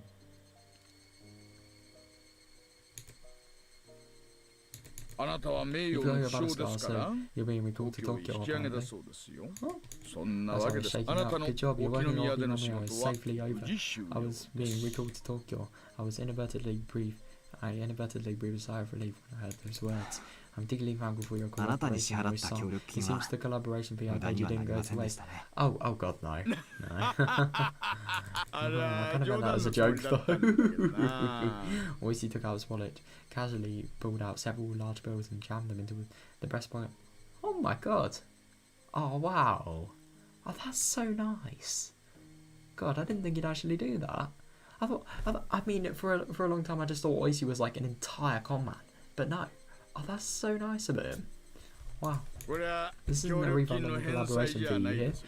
私からあな It's たへ just の me お gifting 小遣い you a で little す。 spending money. この辺は The 地 booze 酒が around う here ま is いんで、 pretty 東京 good. へのお Use 土 this to 産 buy に yourself a 置 little いてか、 souvenir. もしも Oishi あなたの fussed me 傷が again. 軽 If い your よう injuries な turn ら、 out to be 東京へ帰る not 前に to ぜ be ひ too 声をかけ serious, て call くだ me さい before you よ。 head back to Tokyo, will you? おやじさんも The 佐 old 藤さ man ん and も Sato-san said ぜひ they あな would た like to と sit at も a う一 table 度 with you 宅を again. Oh my, I can't 今 refuse 度は that. こっちも And 小 no 細工抜き tricks で this す。 time. 純粋よ Just く言いますよ。 plain old fun. 原則 They の always 警 said 官 that, があ and ん the な world に is done 濃い for. 様ができるなんて。This world is done for if an active officer can cheat that blatantly. 私どもとね It's not 大 often 統 we 以上 meet に somebody 打て who's るメ more ン than ツ a が match for なかな us. かが It's 東 too 京 bad に you're 帰 going る back の to が惜 Tokyo. しいですよ When I heard the words "go back to Tokyo" from Moishi, I was reminded once again that I was relieved from my duties. Soon Yukiya would be giving birth. It might still be possible to attend the delivery that I had at one time given up on. Oh, I hope so. When I thought about that, the pain from my injuries became trivial. I wanted to hurry back to Tokyo and see Yukiya at once. 少し Can you 傷 pretend が that your 重いふ injuries り are を a し bit て more serious and 沖 hang 宮にし around ばらく Okinawa 滞在し for ま a せん bit? Oh, he can't. Just because of that exact reason that you just mentioned. いいお店 I を can い introduce ろい you ろ to a 紹介し few ますもち nice ろん places. Of course, I おごれ won't なん make you て pay 言い for ま everything. For everything. Oh god, that's a little bit worrying. 申し訳ないですが I'm terribly sorry, それは but またの機 I 会に have しま a す rain check on that. But I'll have to take a rain check on that. 妻の出 My 産日 wife が is 近いん due で up ね to give birth 早 any く day 帰 now. り I たいん want to です hurry back home. Hurry back あ home. りゃりゃ Oh そ man, れ man, I それ didn't じ know ゃあ that. こん Then な you とこ shouldn't に be いちゃ hanging 早 around く here. 帰らない You と have い to けま hurry せん back home. For a while after that, Oishi asked all sorts of questions about my wife, teasing and bantering with me. Oh, of course.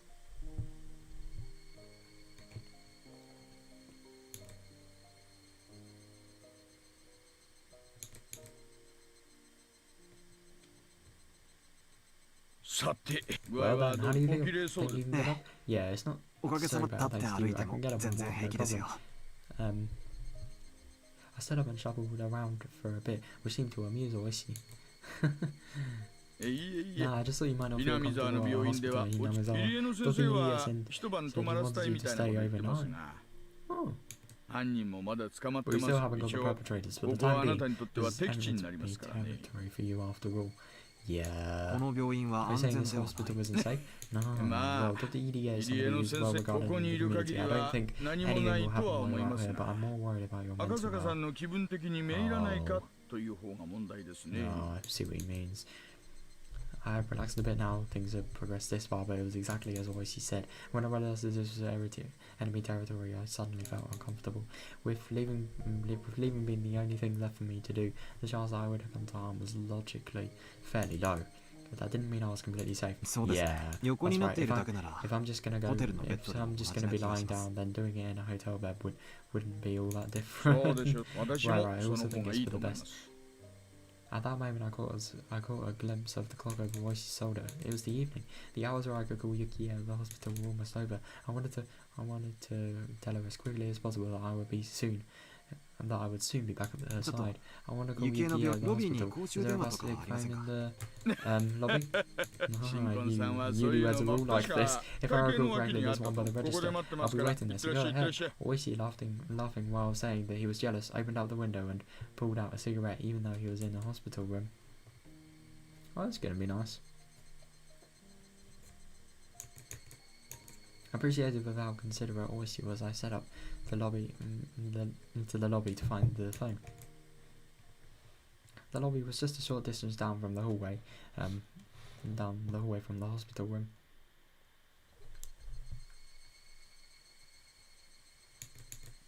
I thought that this hospital was a bit too grand for a village like this, but of course, it was nothing compared to the general hospital Yukiya was admitted to. No, I kind of see what he means though. Like, I don't know, you just would have thought like such an old-fashioned village like Hinamizawa, like the hospital would have been a little less sort of modernized, but it is really interesting. Like, this is probably the most modern you get in Japan for 1980s. It is actually really modern for that time, which is really interesting.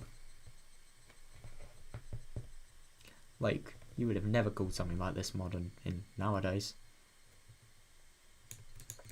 Running inside a hospital wasn't the best of manners, but cooling hours would soon end, so I dashed over in a hurry. There was nobody else in the lobby. It may have been the evening, but there was nobody at the reception desk. Well, this might actually be lucky for me. Wait, I'm really confused. Oh, no.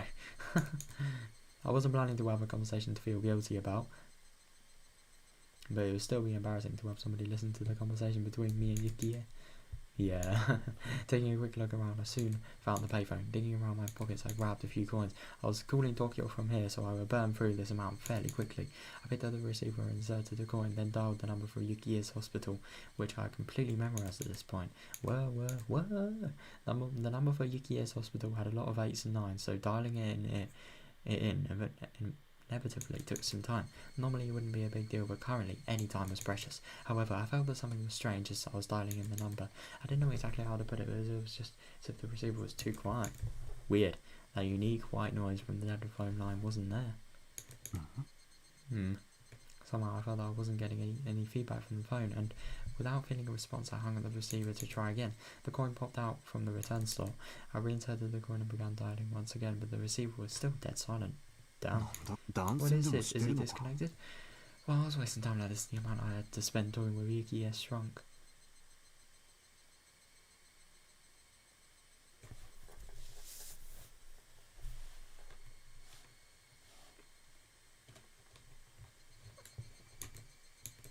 Oh, I began to feel needlessly impatient. Excuse me, I felt the presence of someone on the other side of the glass, so I called out.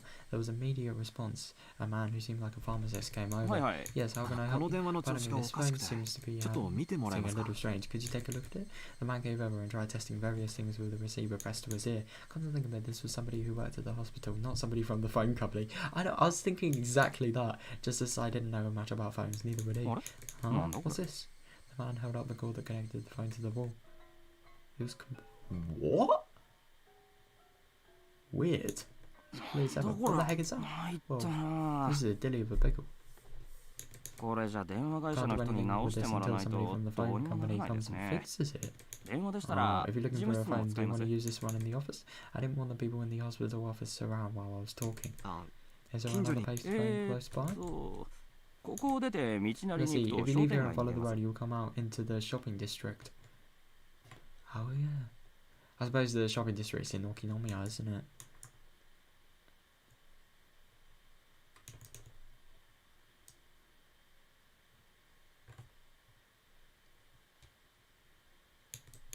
I think there's a smoke shop on the corner around there. If you head that way, you should be able to find one soon enough. I was dressed in a hospital gown. I was wearing sandals on my feet. My head was wrapped in bandages. Just looking at me, you could tell I was a hospital patient.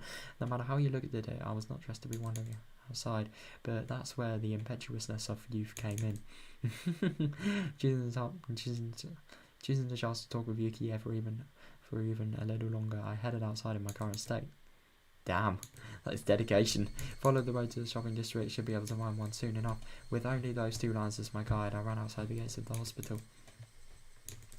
With the village nestled in a valley, when the sun set, it got dark quickly. The sparse streetlights lit up enough to start attracting moths. The Higurashi, knowing the time for their chorus was soon at a close, redoubled their fragile cries.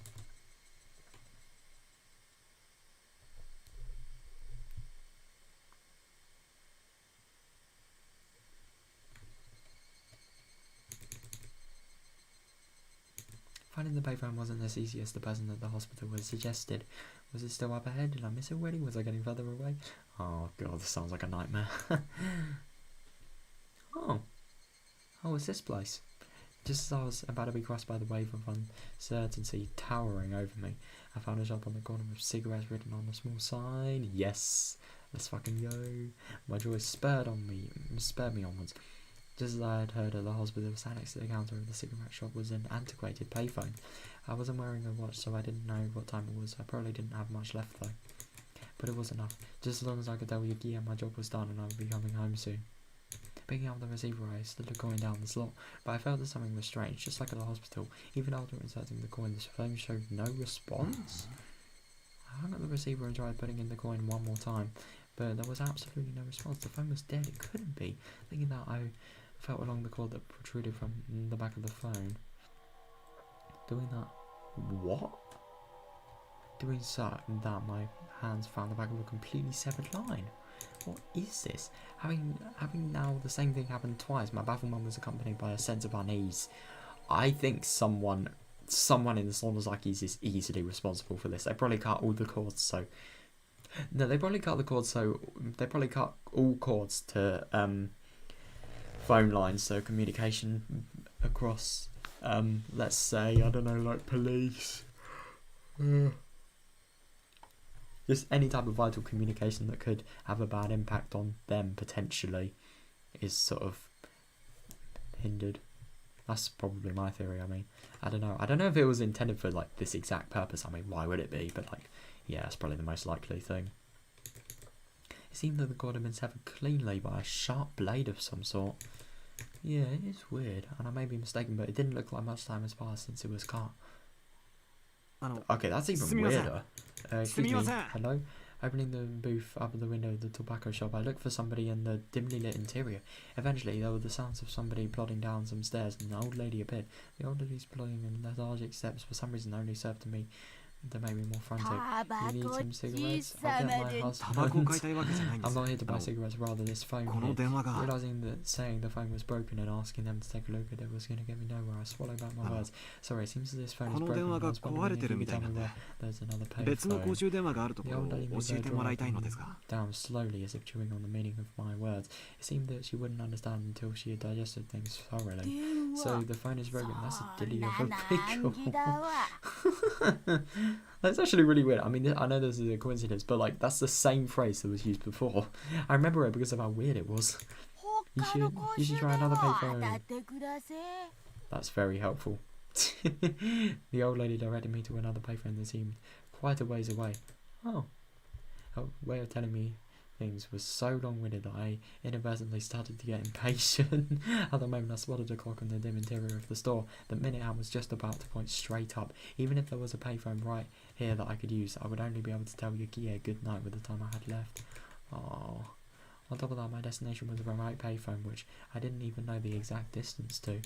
If I was of a normal state of mind, deciding to give up on the phone today would have been the natural thought process. But at that moment I had become somewhat stubborn for some reason, unable to use the phone in the hospital and coming out here and still being unable to use one. There was no mistaking that I had become quite insistent on using a phone. Oh, thank you very much. I'll try looking for that phone booth. Refusing her offer to draw me a map, I left the tobacco shop. Oh god, that'll probably take forever knowing her. Right. Wow, look at the moon. It is so unnaturally fucking big. According to the old lady, even the phone booth was quite far away. It would be easy to find. Oh. If I just followed this road straight down, I'd eventually find it. Oh my god, is he talking about the one like in Onikakushi-hen? Or Yasuda-sama was sort of, I don't know, Keiichi was cursed by Yasuda-sama or whatever. Who knows how he died, but he did, basically. Who knows? Sandals clapping as I ran. I couldn't help but laugh at myself. I'll admit that I was quite steadfast about killing Yukiya, but there were days when I was tired or busy, when I couldn't kill her.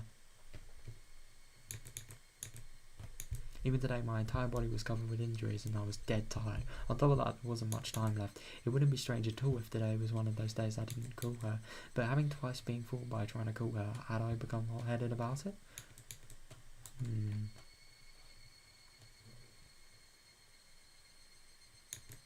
Was I like a dog who was being told to stay with a piece of food dangled in my face?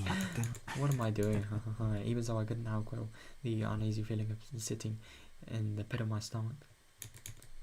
No, I kind of get what he means. It was like that with the hospital phone and the same with the one at the tobacco shop. Both cords were definitely not severed from being frayed by long years of use. The clean cuts indicated that somebody had taken something sharp and deliberately cut them. I just don't get how they could have got away with it. I mean, security, anybody? To be fair, this is the 1980s. I mean, if phones are only just invented because like old-fashioned phones being used, then really old-fashioned phones being used everywhere, then and paint phones being popular, and address books as well, I swear. Yeah, there was something about address books, so yeah, it could be really old-fashioned, but like, yeah, they probably wouldn't have advanced security, because apparently in like the 80s and the 70s it was actually really easy to steal stuff from, for example, shops, so it probably would be even easier to cut phone cords. But who and for what reason? The more I thought about it, the more uneasy I felt, so I tried to push the thought aside. How much had I run so far? The scenery around me was no longer that of a shopping district, with residential buildings scattered around the lonely road. The surroundings had already grown dark. I was blatantly out too far for a quick phone call, and it was quite obvious I was far removed from the hospital. Oh god, yeah. I recalled the clock when I saw the tobacco shop. It might almost be time. I had run for quite a bit, so my breathing had grown quite ragged. Damn, I'm actually kind of surprised he's got the strength to run. If I had just wanted to hear Yukiya's voice, I should have just thrown away my reservations and borrowed the phone in the office. In the office? Oh. I regretted it a little. Well then, was it about time to give up? Just when I thought that, I saw the light in front of me. Oh, let's fucking go. I finally found it. It was a phone booth. Oh my. Oh, so it is the one Katie died at. I love that's the only reason I remember it.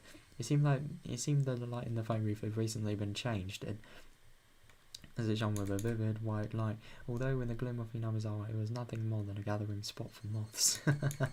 Yeah, but in any case I finally found it. As my hand touched the door of the phone booth, I realised that I was breathing and sweating heavily. I didn't know what time it was right now, but even if it was just for a moment, I might be able to get in touch with Yuki. Since I had spent all this effort getting here, turning back without even giving it a try was out of the question. Yeah, for real. Before I picked up the receiver, another wave of uneasiness washed over me. I was worried that this phone call might be severed as well. How was it got in this phone booth? Squatting down, I followed the bundles of cables as they ran along the corner into the ceiling. At the glance, nothing was out of the ordinary. Oh, let's go. I wrung my fingers as far as I could along the line to check it out. The only thing they found was a thick layer of dust. Nothing out of the ordinary. ... I wonder if it was popular in Hinamizawa to cut the cords of a payphone as some sort of tasteless prank. Nah, I don't think.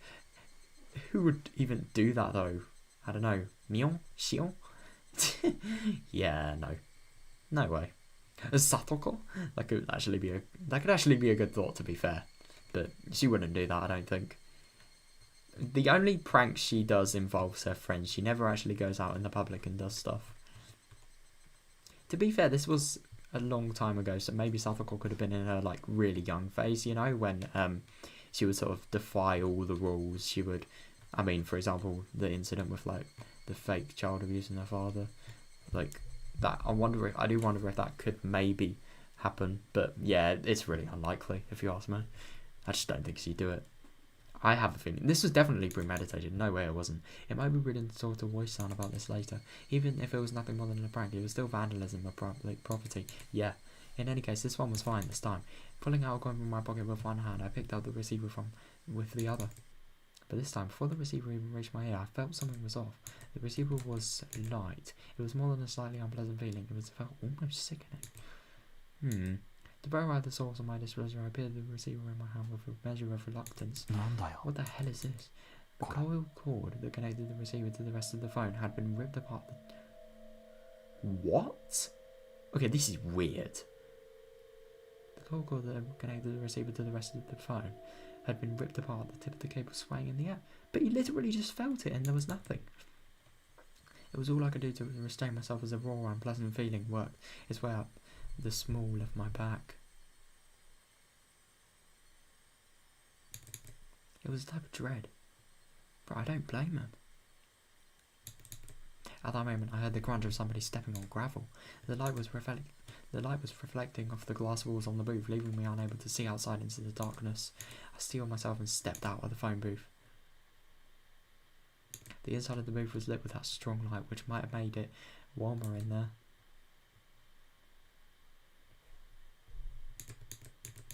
Just stepping outside, I can feel a chill wash over me, and there was a silhouette of a person, a small silhouette. Oh god, is it Rika? The long hair of the silhouette was blown about by the cool breeze. Yeah, I thought so. Injured people shouldn't be sneaking out of the hospital. Somewhere in my head, I knew who this girl was. I didn't have any basis for it, but I knew she was that girl. Right, Akasaka? Oh, wait, so has he actually forgotten her existence? Like, his memories of her? Interesting. Oh, okay, good. Yeah. If like, that would have really not added up if, like, Akasaka forgot, like, Rika's memories, because, like, if she forgot all of the Rika things, and especially how important that, like, go back to Tokyo thing was, especially, then what about, like, Oi-san? What about anything related to why he's in Hinamizawa, stuff like that? Yeah, that would not have added up. See, Hooded Rika said that almost like it was a warning. Did you do this to the phone call?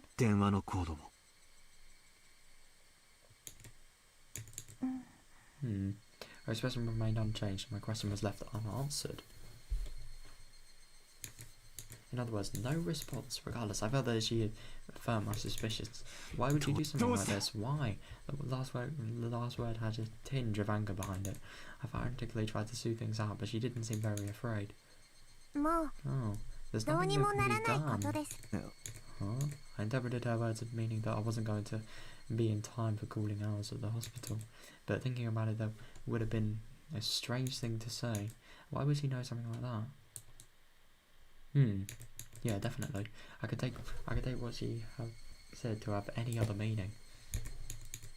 She just stood there like a mannequin and not even moving an inch, almost to the point that if the wind wasn't occasionally rustling through her long hair, there would be the illusion that time had stopped. I know very... Oh... I know very well that you think I'm creepy, Agasaka. Yeah. No.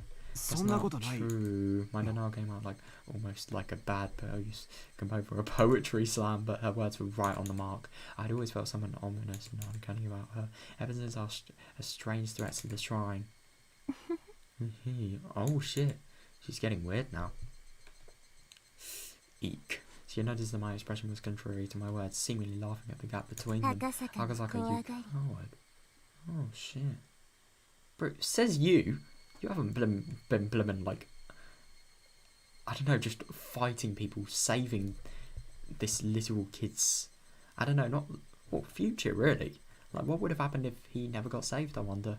Well, until the, and to be fair, until the, the minister cancelled the dam project, probably nothing would have happened, but still, like, he's been doing a lot more than you, let's just say that. Agasaka, you coward. I'm not a coward. Yeah, that's so inaccurate. Being laughed at by the small child didn't sit well with me, so I said that. Even if you found another phone, it's too late. Sorry, that's right. She didn't even have to say it. I was absolutely too late. I might have already missed cooling hours, even by the time I reached the phone booth. I was too late. I had no option but to give up for today. Once I decided that, my unhealthy obsession with the phone suddenly faded, even though I thought it was strange that I was that obsessed. Well, I don't blame him. He wants to see his wife, you know. Who wouldn't? And it's such an important time as well. The strange obsession now gone, I began to laugh at how hopeless I was. I mean, just look at what I was wearing. It wasn't normal. A hospital gown and sandals. My head wrapped in bandages and now my body completely soaked in sweat. It was a wonder that the old lady at the tobacco shop wasn't surprised to see me. No, I know, it's actually... I mean, does she get customers like that frequently? That's the impression I'm getting. With wanting to hear Yuki's voice as my motive, I had traipsed around the town the entire evening. I didn't know whether to call it the follies of youth or simply plain embarrassing. In any case, it was all I could do to laugh at myself. Now there's nothing left for Akazaka to do tonight. Yeah, you're right, there's nothing. I'll just quietly return to the hospital. That's fine. Do you know the way? I hope I do. She waved her little hand as I began to head back the way I came. It's really odd about her. I mean, she's just switching in, like, for example, this really weird voice and just intimidating, especially. Yeah, look at this. Like, yeah, she's in this really intimidating voice, and then just the second after all these thoughts, for example, like, she just sort of returns back to normal. I mean, that is just really weird. I do actually wonder if, like, it is genuine possession that's happening. But I don't know, because in Hinamazawa you couldn't rule anything out. You really couldn't.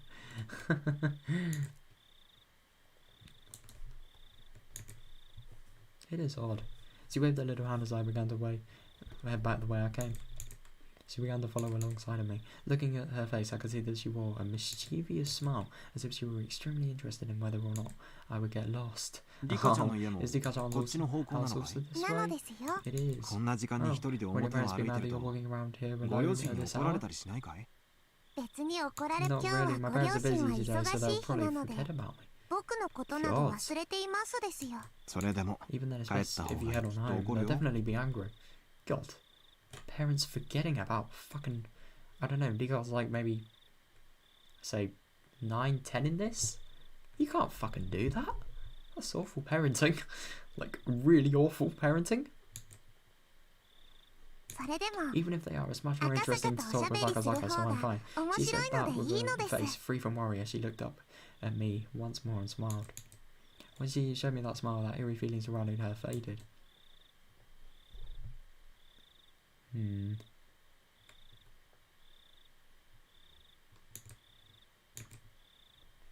I suppose. But even then, she was still as mysterious to me as ever. No, I really couldn't agree more. It's like she's mysterious, but at the same time, she's just really not. We arrived at the corner I had turned out earlier, but it was much darker than before, and with the point of view changed on the return trip, I wasn't very confident that this was actually the corner I turned out. Oh shit, if he gets lost. There's no mistake, it had to be this corner. As long as I began to move my feet again, the girl grabbed onto my clothes. Isn't Akazaka going back to the hospital? Of course, at least I intend to. Am I going the wrong way? A short moment of silence. Eventually, still holding onto my clothes, she began to walk. It was the beginning of the walk to the hospital this mysterious girl would take me on. Oh, that's the end of that chapter part.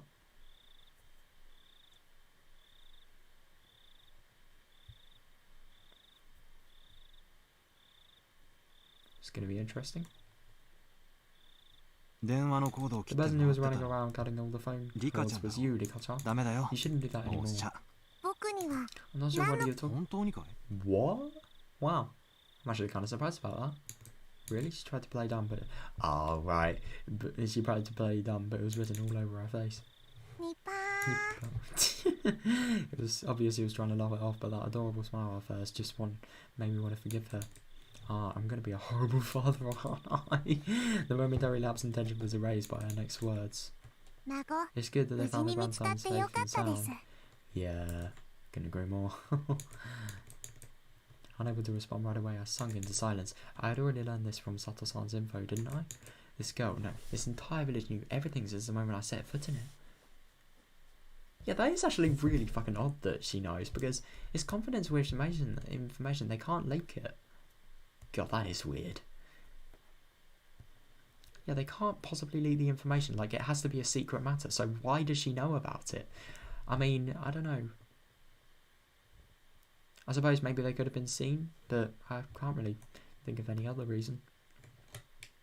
Anyway, they're in Takatsudo.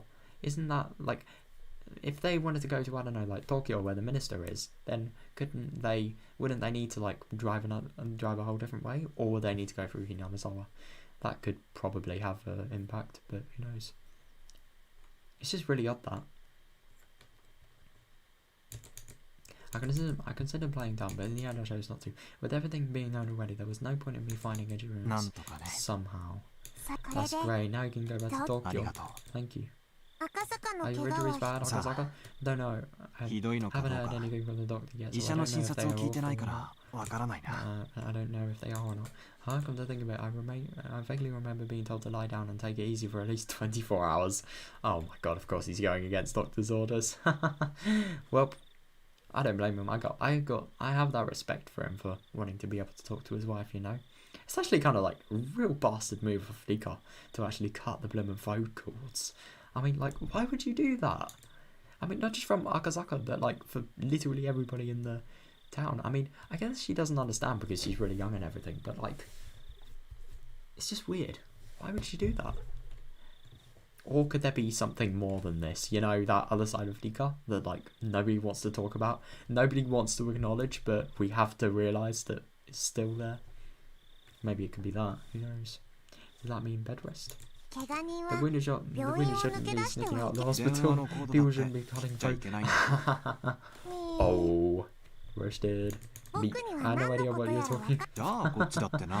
Then I don't know what you're talking about either. As we played down with each other, we both laughed at the same time. If somebody saw us laughing at each other like this, it would probably bring a smile to their lips. The chance of Akazaka leaving this village alive weren't very high. How do you know that? Genuinely, how? I don't want Akazaka to die, so I'm glad you're leaving the village alive. You know who I was right from the beginning, didn't you? She said nothing, but gave a firm no. Well then, I think you know this, but we're probably somewhat of an enemy to the people in this village, I would think. But you still gave me lots of warnings. That's right, she said it all of the time. She wouldn't want somebody that she was okay with dying. Yeah, she definitely said something like that. Then I should probably be thanking you. You probably should. I'm your saviour. Saying that, she puffed up her chest proudly. She said it jokingly, but the meaning behind those words was quite heavy. Yeah, that was because whether I lived or died was a decision that might have been made in a place unbeknownst to me.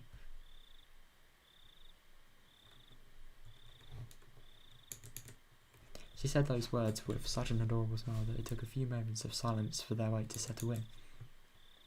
I've been to this place before. The Guardian's office was there. It was the stone steps leading up to the Higurashi shrine.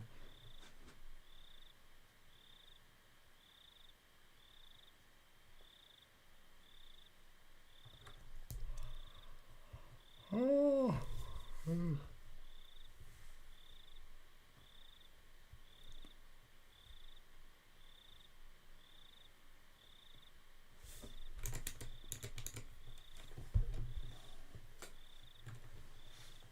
When I passed by before, I was so focused on finding a phone booth I hadn't realised where I was.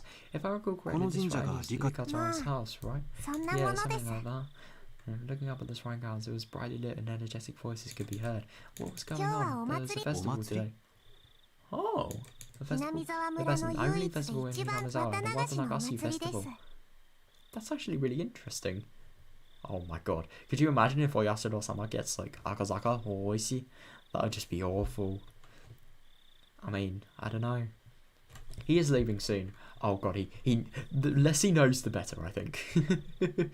No, actually, that's not true at all. He needs to fucking get out before, like, people use Oyasuro-sama as an excuse to kill him.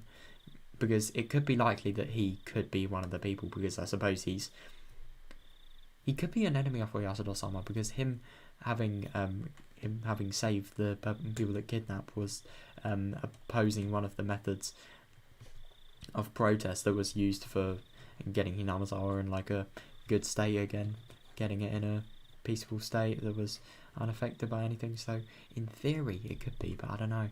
But that is kind of bad. Watanagashi. Just knowing the name is boring. Do you want to take a look? She asked bluntly, but seeing that I looked interested, she climbed a couple of steps and motioned me for me to come. I was only going to go back and sleep anyways. If I had nothing else to do, it might not be a bad idea to go with her on a little detour. Oh my god, Akazaka, I get that, but like, firstly, you're letting your guard down entirely. Like, the fucking village is against you. And secondly,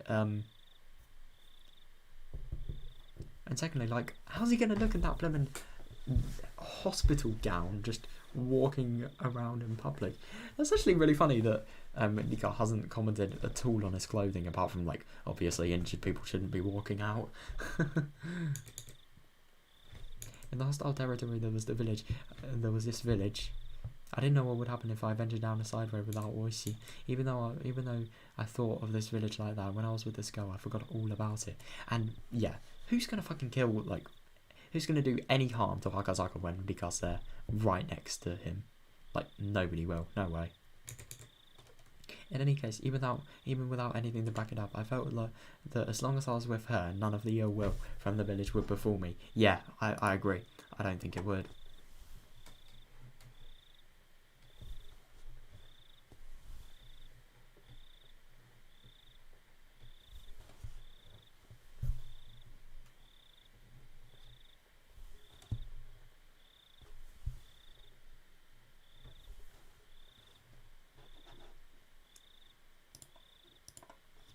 That's why, even though I knew my cover was blown, I strangely had no qualms, what a weird word, about setting foot into the heart of the Onigashiki Guardian's territory.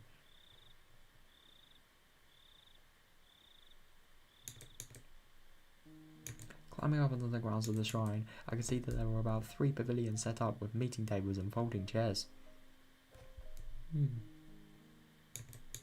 The old folks from the village, no, the executives of the Guardians, were already quite drunkenly sharing another round of drinks. I could only see it as people from the village council drinking while enjoying the evening air. At the very least, it was certainly quite different than any other festival I'd seen. See, it's quite a boring festival, isn't it? This certainly doesn't look like a festival. It's a festival that's happened since long ago, but as you can see, it's not like it used to be. Oh, as if to chide the old folks, he said that while looking at them with an exaggerated expression. You couldn't really call this a festival anymore. It was just a bunch of neighbours getting together to drink under the guise of a festival. Oh, that's disappointed. I feel sorry for the day being celebrated here. Fair.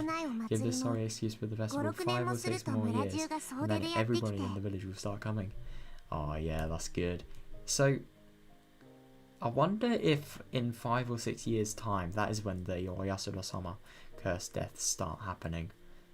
The ceremony will also be done properly, and it will be a respectable festival again. What he said was not so much wishful thinking as it was telling of a future that had already been determined. Who knows? She wasn't even predicting it. It was almost like she was simply reporting the results. That's how it sounded. Interesting. Even though it was baseless speculation, the way she said it wasn't let me interject. It was the same way when she talked. It was the same way she talked when she changed. Nah, I know. While I struggled to find the words to reply to her, she wandered over to the other side of the grounds, not minding to me at all. Interesting. I just think it's so weird with the whole Rika thing. I mean, how could she know that? Because, I mean, obviously, I think the festival is probably going to gain in publicity when, like, people sort of start getting the fear of Oyasura-sama and, like, thinking, if I don't come to this festival, I could potentially be fucked. So, I have a feeling that could maybe be why. But if that is the case, then why does she know about that? That could suggest some sort of implications that the three families actually have when being involved in the sort of Oyasura-sama case. Not in a state where I could afford to be left behind, I hurriedly followed after her. Passing through a copse of pine trees, a strong and cool breeze ruffled my hair. There, from that one evening, was a splendid observation platform the girl had shown me. Oh my god. Oh, that must be an amazing view when it gets darker. It's just a tiny bit too light at the moment, but when it gets darker, it's going to look fucking cool. As it had grown completely dark, the modest lights glittered and littered across the nightscape, were providing a different type of scenery. Oh yeah. Looking at it like this, this village seems tranquil. She said that with an indifferent look on her face. Interesting. Just like the other day, you said that this village definitely wouldn't be submerged by the dam, didn't you? She didn't reply, seemingly relishing in the feeling that of the wind blowing through her hair. Didn't that mean at that point in time the minister had already complied with the demands? She spun around, her gaze meeting mine, but she said nothing. She spoke nothing that would either confirm or deny what I just said. This case will probably remain shrouded in darkness. Headquarters probably doesn't want trouble from a scandal with the minister breaking out.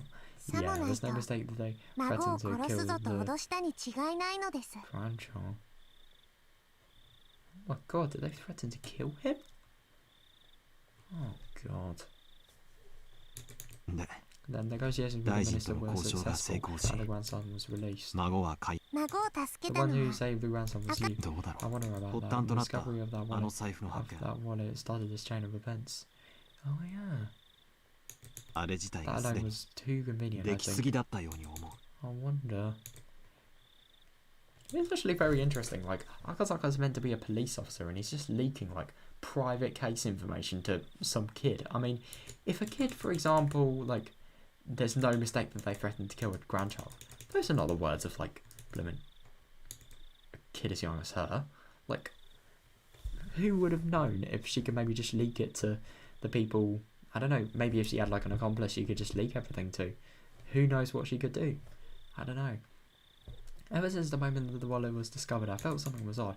Always she said it as well, that the Sonozaki family had given the order to release the hostage. Meaning that our little manhunt was a farce to begin with. No, I know. Come to think of it, I was punched, kicked, and had a gun pointed at me. I felt like they put up quite a fight, but that might have been all part of a good performance. Once the negotiations were successful, they couldn't just say, here you go, and return the minister's grandson right to his doorstep. They knew that the public safety had realised that this was a kidnapping case and were moving in on it. Yeah.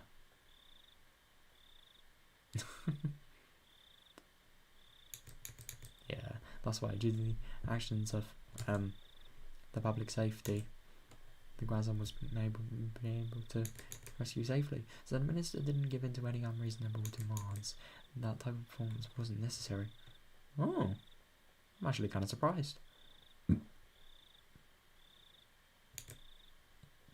was necessary. I don't know about these difficult things. Yeah, 私にだって likewise. Even me, I can't make more sense of it. But there's one thing I can be 一 certain つ of. 確実なこと。君が言っ It's た just 通 as り you この said, 村 the は village won't be ダム submerged. 計 That 画な dam んて project will soon be over. そのうちなくなってしまう Oh ってことさ。 God. Yeah, he knows. That wasn't something an officer of the law should be saying, but I naturally let those words slip from my mouth. This village may have stirred up all sorts of trouble, but that was because they were protecting their homes. Yeah, I couldn't agree more. If somebody just decided by themselves that I had to leave the house I was used to living in, I will resent to them as well. Yeah, who wouldn't?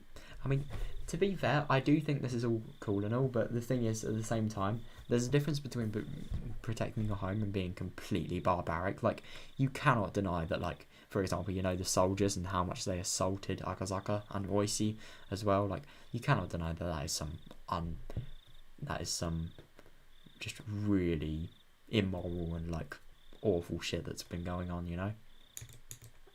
On the top of that, it wasn't a place like mine where I just happened to be renting it, but a place their families had lived for generations.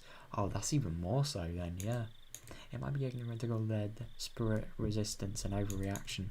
I might not really be qualified to criticize politics or bureaucracy, but deliberately building a dam on land that was loved by its residents wasn't something I could get behind. Yeah. It's just really odd that they do it there. Like, why not Takatsudo? Maybe it could be like the relief of the land and stuff like that. Maybe it could not be fit for a dam. To be fair, Hinamizawa is like besides like really big hills, so it probably would be perfect for a dam. I don't know. Still, aren't you glad? よかったじゃないか。 Why would that be? 少なくと At も the こ very れで least, with this peace, この村に平和 at が the 戻る very よ。 least, with this peace would return to this village. Even though the minister promised to use his considerable influence to cancel the project, it will probably take more than a few minutes before it would be completely scrapped. Yeah.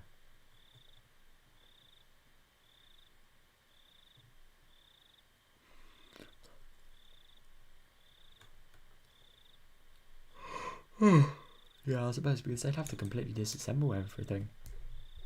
And the paperwork and all the work, stuff like that. At the very least, it will probably take 1 or 2 years. For the villagers to officially hear that their village wasn't going to be submerged to the bottom of a dam was still a ways away. But it was no mistake that the promise of peace returning to the village was there. It turned out from beginning to end that it already had all been decided. Just as the girl had said, it was decided. It is weird that she knew that. Let's face it, there wasn't really a need for me to come here in the first place. There was absolutely no need for me to have come here and aggravate an unpleasant situation.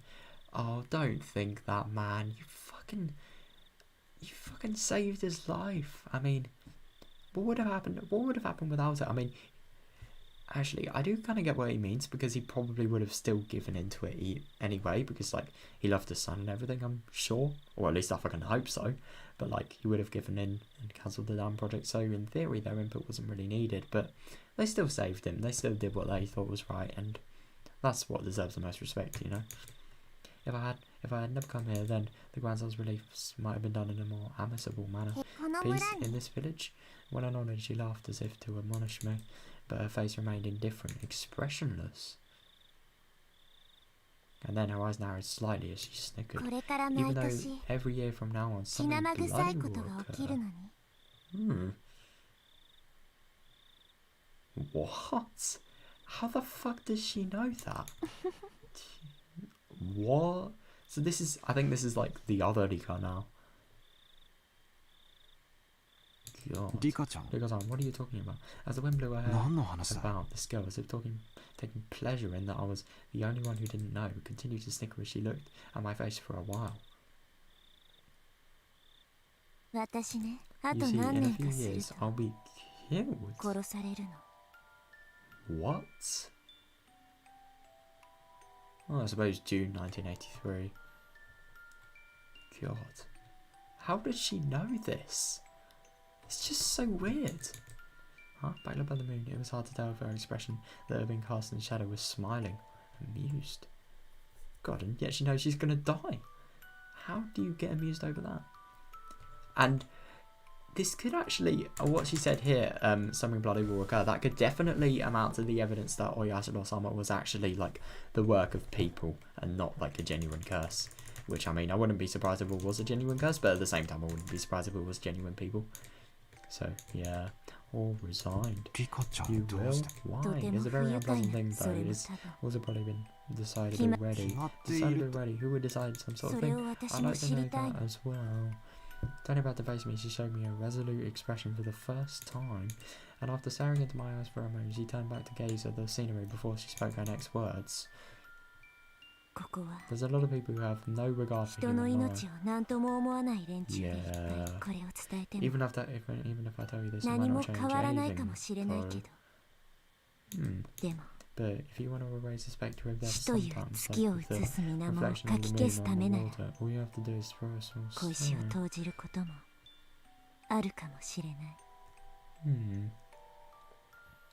I mean, I don't know. Small actions changing a big cause, if that's what she's trying to hint at. I had no idea what she was trying to say. Yeah, me neither. It's just, at least I don't feel like I'm dumb now. It's just I had to listen to every word with my body or soul, or at least that's what I thought.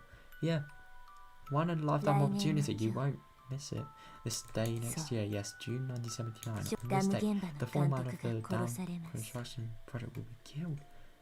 Okay, that's a good prediction. What? For a moment I couldn't comprehend what she was talking about. By the foreman, did she mean the gruff old man I played with John? Oh no! Oh, that's even worse! Damn. What makes you think she didn't answer? But she had the same expression on her face as she did when she declared the dam project would go away. Oh shit. That wasn't the face of somebody making a forecast or a prediction. It was something that was already decided. No, it was if she was already reporting the results, that sort of expression. After being killed in a gruesome manner, the body will be torn apart and disposed. No. Oh my god, so this was the person who was dismembered? That's awful. God. Murdered and dismembered. The next year, in June 1980, on this day, Satoko's parents will be pushed to their deaths. Satoko is the first time I heard that name, but I didn't have the courage to interrupt this girl's story. Yeah. It might be an accident or an unfortunate accident. No, it's not a fucking accident. No way. Actually, to be fair, no. It could probably be. I don't know. I guess. But like, anyway, the girl smiled faintly, but she wasn't exactly encouraging me to smile along with the lifeless look in her eyes. Oh god. And then the year after that, the day in June 1981, my parents will also be killed. God. I just don't get how she knows this. And the year after that, this day in June of 1982, Satoko's abusive arm will have her head split open and die. Because he even knows the ways they will die as well. And then the years after that, the day in June of 1983, or possibly a few days afterwards.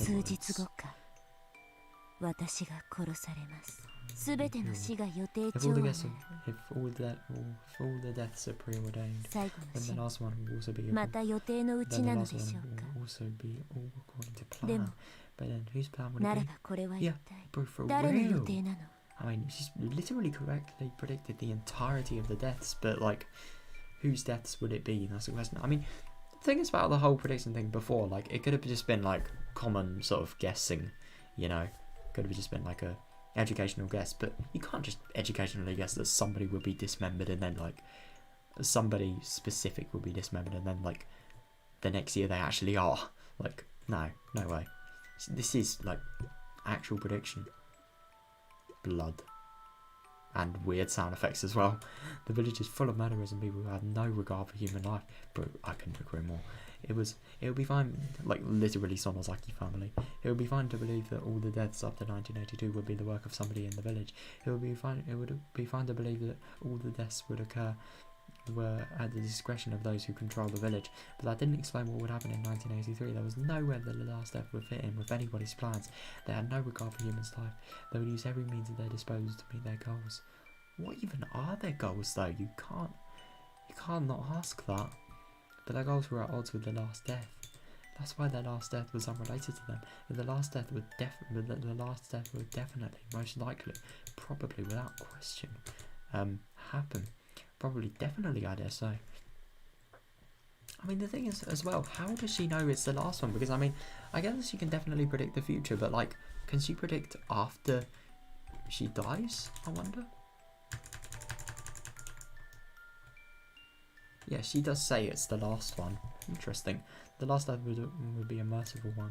A handkerchief or something being placed over their mouth, making them lose consciousness, never to wake up again. No, this is Hinamizawa. He doesn't... Akasaka realises how fucked up this place is, and yet he doesn't at the same time.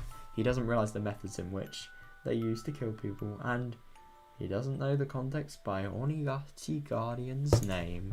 Let's just say that. Exactly whose plan was this? I want to live happily, that's my only wish. Surrounded by my freshest friends, spending my days enjoying only that. I don't wish for anything more than that.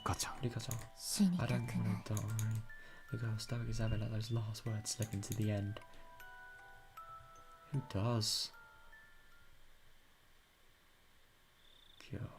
Eventually we were discovered by some drugs. The girl as well as I were dragged back to the festivities. Yeah, everybody was completely drunk, so even when they saw my head completely wrapped in bandages, they wouldn't let me leave. Oh no. But suddenly if I was in a good enough condition to slip out of the hospital, it must not be that serious. Oh, you idiot. Well, I suppose, no, actually, I suppose it could be. But like, God, how's he going to enjoy, like, drinks and True. Festivities when, like, Rika has just said what she said. I mean, fucking hell. The girl was mingling with everybody, being pampered like a kitten. Her expression was adorable, nothing like the one from just before. Yeah, nothing like the sort of troubled side, you know? Predicting her own... Yeah, predicting her own death and whispering that she didn't want to die. Having said that, having a silly and lively conversation like this, it was hard to believe that these people were the core of an extremist resistance group. No, I know. Even if it was a shell of its former self, it was a festival where people in the village gathered, so the 20-some-odd folk here should have included some of the village executives and other important members.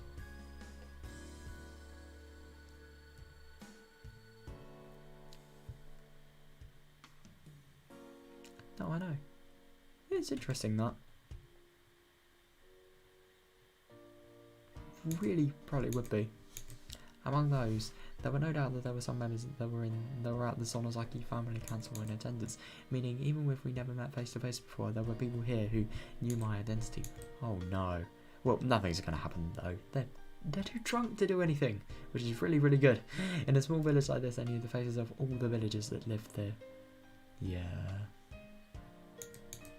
That's why, without even saying anything, it soon became obvious that I was an outsider. But they actually seemed interested by that, asking me all sorts of questions about Tokyo. Oh, interesting. That's nice. Drinking while musing on their faint relationship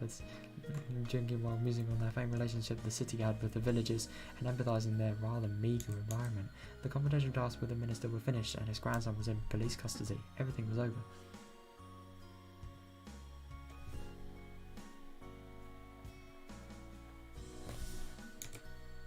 I might not have to be put in another perilous situation. To me, they were only my adversaries because of my job.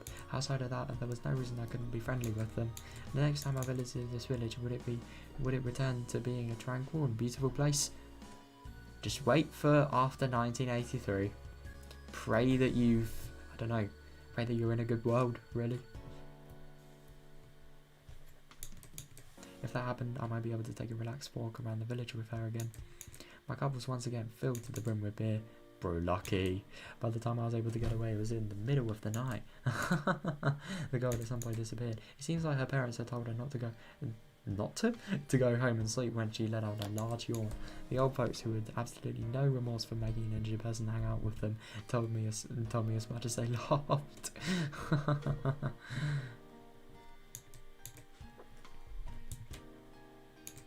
I was just there drinking, so I had thought to help out a bit with the cleanup. However, my help was refused on the grounds that I was a guest.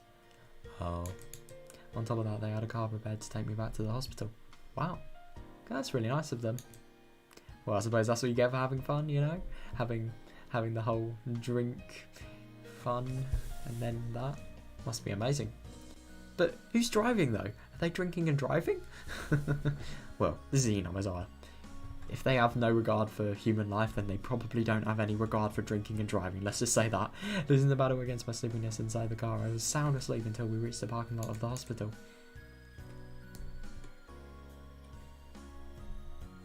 What does that say? I have no idea what the kanji in the top says, but no shirase? I have no clue.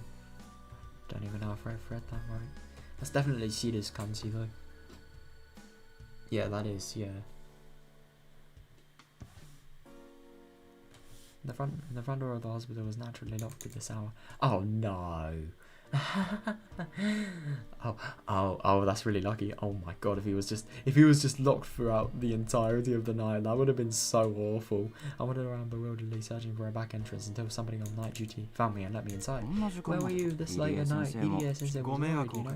Sorry for the trouble, I was held up with the people having a festival at the shrine. Oh, they did say something about everybody in the town getting together for a drink. My condolences, are you alright?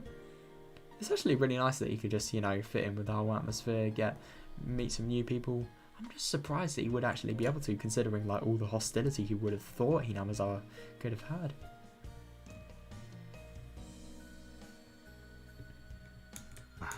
They're throbbing a bit. It's probably because of the alcohol, I think. Oh, that's right. The detective that was with you wanted to get in touch. Oops, I get the voice on waiting. I glanced at the clock. No matter how much you looked at it, it was way too late to call him now. I'll apologise to him tomorrow over the phone. I returned back to my hospital as soon. I returned back to my hospital room and slipped back into the bed that was still unmade from the time I went outside. Oh, that's no good. I had to turn off the lights. But my weariness had cut the cord powering my body, lulling me into a deep sleep.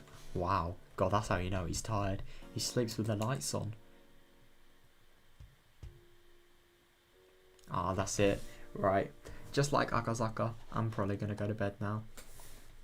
Because, yeah, I am also tired. I have a big day planned for tomorrow. Oh. A Mother's Diary 1, 2 and 3. I wonder what that's going to be. Prophecy at the beginning. Oh god, and just the gun. Oh, I love that. It was an accident that happened in such a small village that anyone could forget. One day after the tragedy came to a close, just as the scars had begun to heal, and a young man thinks nostalgically of the girl he once met.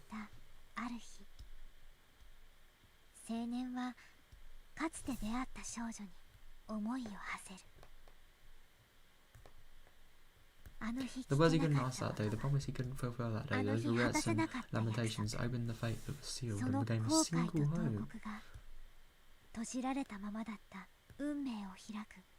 The promise he couldn't fulfill? What? Himatsubushi. Fate isn't only about happiness, but there is nobody that will wish for unhappiness. Yeah, true. Who's talking? Sounds like Rika, but it could also be Hanya, maybe. Oh, 1985. So we're really... ... Well, that is a little bit far-fetched. I am very, very excited to read this tomorrow. So, yeah, I'm going to go to bed now, obviously. Going to pick up at this tomorrow. Yeah, that is if I have the energy. I don't know if I will, but, like, my God. Oh, I love that so much. This was just such a good read, man. It really was. I mean, I will never forget how much I enjoyed that fighting scene, and you know, the whole sort of save the grandson, everything, the festival, Rika, especially her arcs, and the weird things about her. Just everything, really. It was so good, man. I'm so happy I discovered this game series. Like, my God. Some of the things I've read, they've just been so fucking good. Like, especially this. I've absolutely loved this. So, yeah, I'm very excited to return to it tomorrow. I think it's going to be really fun. Yeah. And I'm obviously very interested to see what happens. I wonder how, I don't know, how, like, everything's going to go with the baby or something like that. I don't know, because what really is there to worry about? I suppose if Dika's predictions actually come true, which I mean we know they will, but like Akasaka doesn't. So yeah, we'll probably have him finding out. I don't know about anything else. Let's just see what happens really. So yeah, I'm going to end the stream now and see you guys tomorrow.